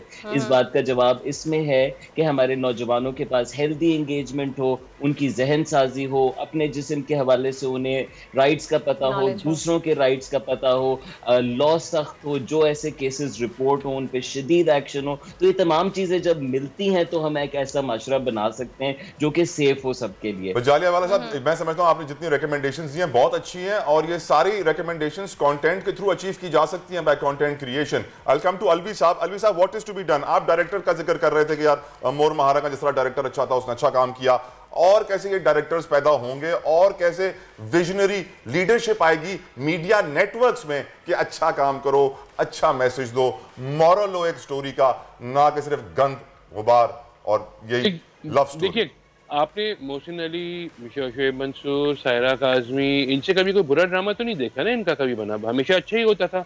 तो जो डायरेक्टर अच्छा होता है, पढ़ा लिखा होता है, सुलझा हुआ होता है, ट्रेंड होता है, वो चीज़ें भी ऐसी देता है, उसे पता होता है कि लोग क्या देखेंगे। बहुत कम लोग को बात ये समझ में आएगी कि 50-50 भी शोएब मंसूर थे और सुनहरे दिन भी शोएब मंसूर थे, ऐसा चार्ली भी शोएब मंसूर थे। तो अब ये बात है ना कि एक डायरेक्टर अपनी लेगेसी को जो है वो मेंटेन करने के लिए अपना स्टैंडर्ड हाई से हाई कर रहा है। यहाँ तो डायरेक्टर्स को फिक्र ही नहीं है ना कोई, जिसको जो मिल जाए। एक तो आप डाइजेस्ट वाली जो राइटर्स होते हैं, आप इनका ड्रामा जो है इससे एक पहले जो था आप इससे इंस्पायर होकर चीज़ बनाते थे, ना कि आप वही चीज़ बना देते थे। तो अब ये हमारे यहाँ वही हो रहा है, यही कि हम जो है ऐसे लोगों से लिखवा रहे हैं काम जिनका मुताला नहीं है, जिनको पता नहीं है दुनिया में क्या है। एक वजह की मैं पूछना चाहूंगी, ये नहीं है कि जितने लोगों से हम लिखवा रहे हैं ड्रामे के, हमें इतनी ज्यादा स्क्रिप्ट्स लिखवाई जा रही हैं इसलिए वो लोग बस लिखे जा रहे हैं बगैर सोचे समझे, बगैर पढ़े हुए, क्योंकि रिक्वायरमेंट बहुत ज्यादा हो गई है। आप चैनल्स देखिए कितने ज्यादा, उनके ऊपर कितने ड्रामे चल रहे हैं। एक अगर प्राइम टाइम की बात करें तो एक चैनल पे 3-3, 4-4 ड्रामे तो चल ही रहे होते हैं। देखिए, लिखने वाले अच्छे हैं, लेकिन अगर आप किसी को ओवरबर्डन कर देंगे तो वो ऐसे ही देगा ना कि एक अच्छा लिख देगा और 3 बुरे देगा। तो अब तो लेगेसी का कोई मसला ही नहीं है, इसलिए कि हर चैनल जो है वो आप कितने सारे हो चुके हैं, आप आराम से यूट्यूब पे बैठे और ड्रामे देखें। तो उनको अपनी फिक्र कोई भी नहीं है, ना एक्टर्स को, ना राइटर्स को, ना डायरेक्टर्स को। उनको पैसे मिल रहे हैं, काम हो रहा है। जो अच्छे लोग हैं वो कम काम करेंगे, तो फैक्ट है। वे फॉरवर्ड की जो आपने बात की, देखिए हमें बहुत सारी चीज़ें चेंज करना होंगी 2023-2024 में आगे जाके, ताकि 2033 सही हमारा बहुत सारी चीजें चेंज करनी होंगी ताकि आगे का साल हमारा अच्छा हो। जालीवाला साहब, आपका आखिरी कमेंट लेना चाहूंगी, इस पे आप क्या कहेंगे? जी, सॉल्यूशन क्या है? एग्रीड कि हमें बहुत सारी चीज़ें चेंज करने की ज़रूरत है, इंफरादी तौर पे अपने डिफरेंट इंडस्ट्रीज़ के अंदर और माशरे के लेवल के ऊपर। ये चेंज हमारे लिए जितना है, इस तमाम का ताल्लुक उन बड़े मसाइल से जुड़ा हुआ है जो हम सारा दिन सुनते रहते हैं। हमारा मीडिया बेहतर होता है, हमारे इकोनॉमिक्स बेहतर होते हैं, हम अच्छा कंटेंट प्रोड्यूस करते हैं, वो ग्लोबली एक्सपोर्ट हो सकता है। So let us be open to change this year, और जहाँ चेंज करने की ज़रूरत है क्विकली करें, वरना जूते लग के वक्त को भी बाद में तो सही। Thank you so much Umar Jaliwala साहब, बहुत बहुत शुक्रिया। मोटिवेशनल स्पीकर और उमर अलवी साहब भी हमारे साथ मौजूद थे, आप दोनों का बहुत बहुत शुक्रिया। वाकई अब वक्त आ गया है कि हम अपने कंटेंट को बदलें ताकि हमारी आने वाली नस्लें सुधर जाएं। आगे बढ़ेंगे, अब जिक्र करेंगे हमारे सेगमेंट बोल्ड प्रेडिक्शन का, जहां पे अजीम जाफरी फेमस एस्ट्रोलॉजिस्ट हमारे साथ मौजूद है। उनको वेलकम कहेंगे अपने शो में, उनको कनेक्ट करने की कोशिश करें, उनसे जानेंगे सितारों का हाल क्या है। नया साल शुरू हो गया है, नए साल का पहला हफ्ता है, सितारों के लिए नया ये साल कैसा साबित? अजीम जाफरी साहब, ये बताइएगा कि नया साल शुरू हो गया है और ये आने वाला साल किन सितारों के लिए बेहतर साबित होगा? हुकूमत की अगर हम सबसे पहले बात करें तो हुकूमत में आपको क्या लगा, जिस तरह से बुरे हालात चल रहे हैं हुकूमत के, मईशत का बुरा हाल है, डॉलर का बुरा हाल है, मार्केट्स बंद करने के लिए कहा जा रहा है, कराची की सियासत एक नया मोड़ ले रही है, क्या लग रहा है आगे आने वाले दिनों में क्या होने वाला है हुकूमत में? नहीं, कराची की सियासत नया मोड़ ले रही है, बेशक ताले खुलने जा रहे हैं, कोई शक नहीं इसमें, मगर मईशत का तो मैं आपको पहले से काफ़ी आपके शोज़ में मैंने कहा है कि 14 जनवरी से 14 मार्च का जो पीरियड है ये गवर्नमेंट के लिए बहुत अच्छा नहीं होगा, ठीक है ना। तो इसमें थोड़े से मसले मसाइल का सामना बढ़ सकता है, बजाय कमी के इजाफा होता नज़र आ रहा है। तो हाँ, इसमें कुछ नागहानी आफतें भी हो सकती हैं, अल्लाह ना करे, वैसे तो ज़लज़ले वगैरह। अच्छा, मगर थोड़े से मसले मसाइल बढ़ते नजर आ रहे हैं। मगर एक चीज है कि जो आप कह रहे हैं ना, ये खुदा ना करे दिवालिया हो जाएगा, ऐसी कोई कहानी नहीं होगी। दिवाली वाली स्टेबिलिटी रहेगी, काम चलता रहेगा। हाँ, महंगाई फिर 5 रुपए कम, फिर 10 रुपए ज्यादा, ये चलता रहेगा। लेकिन महंगाई बढ़ने के इम्कानात हैं। अब वो तो आपको पता है ना कितने सालों से, जब से बना है, जब से ये तो एक यूजलेस सा वो है, मतलब इस टॉपिक वो तो आपको पता है, बढ़ता है, फिर 5 रुपए पेट्रोल कम हो गया, फिर 10 रुपए बढ़ा दिया, तो टाइम जाए वाली बात। सही। हाँ, गवर्नमेंट का ये है कि रहना जाना, ये दो महीने बड़े क्रूशल होंगे, 14 जनवरी से 14 मार्च, ठीक है ना। इसमें कुछ स्टेप्स किए जाएंगे, हार्श किस्म के स्टेप्स। 14 जन से 14 मार्च कुछ इम्पोर्टेंट हो सकता है। कहीं के ताले खोले जाएंगे तो कहीं के ताले बंद किए जाएंगे। अच्छा, ये भी होगा। सही। चलिए, दूसरा ये कि अब वक्त की कमी के बाइस मैं ये बता दूं कि स्कॉर्पियो वाले, ठीक है, उसके बाद कैप्रिकॉर्न वाले, फिर क्या कहते हैं एक्वेरियस वाले और सेगिटेरियस वाले, इन 4 को बहुत एहतियात करनी होगी। कैंसर भी, इस साल में, ठीक है, जिनका स्टार असेंडेंट या मून साइन कैंसर हैं वो, फिर जिनका मून साइन असेंडेंट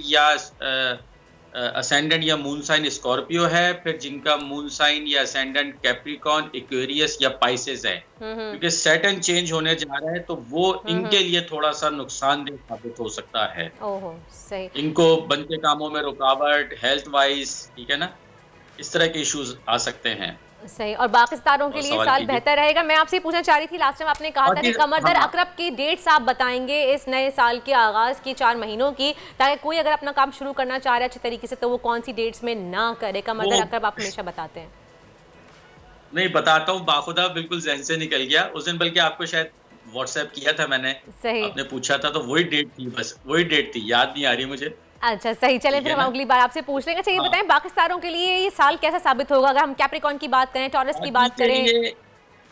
जी, एक्वेरियस के लिए बहुत अच्छा होगा, टॉरस के लिए बहुत अच्छा होगा, जेमिनाई वालों के लिए अच्छा होगा, कैंसर के लिए थोड़ा सा एहतियात तलब होगा, लियो वालों के लिए भी मिला जुला होगा, ना पहले से बेहतर मगर बहुत अच्छा भी नहीं, मगर ठीक होगा एटलीस्ट। विर्गो वालों के लिए बहुत अच्छा होगा, लिब्रा वालों के लिए अच्छा होगा, स्कॉर्पियो वाले एहतियात करें, सेजिटेरियस वालों के लिए सबसे अच्छा होगा। फाइनेंशियल गेन्स अगर किसी को होने जा रही हैं इन 12 स्टार्स में, तो सेजिटेरियस जिनका मून साइन या असेंडेंट है सेजिटेरियस, उनको फायदा होगा।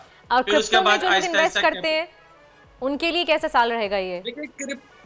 हाँ, क्रिप्टो का तो मिला जुला सा रहेगा, मगर मुझे बिटकॉइन जो है ना वो बहुत मिड जनवरी से नीचे जाता नजर आ रहा है। तो मैं काफी अरसे से कह रहा हूँ लोगों को कि बिटकॉइन में जो है ना अब आप बहुत एहतियात तलब टाइम हो गया शुरू, अब केयरफुली उसको टैकल करें, हैंडल करें जो भी कर रहे हैं।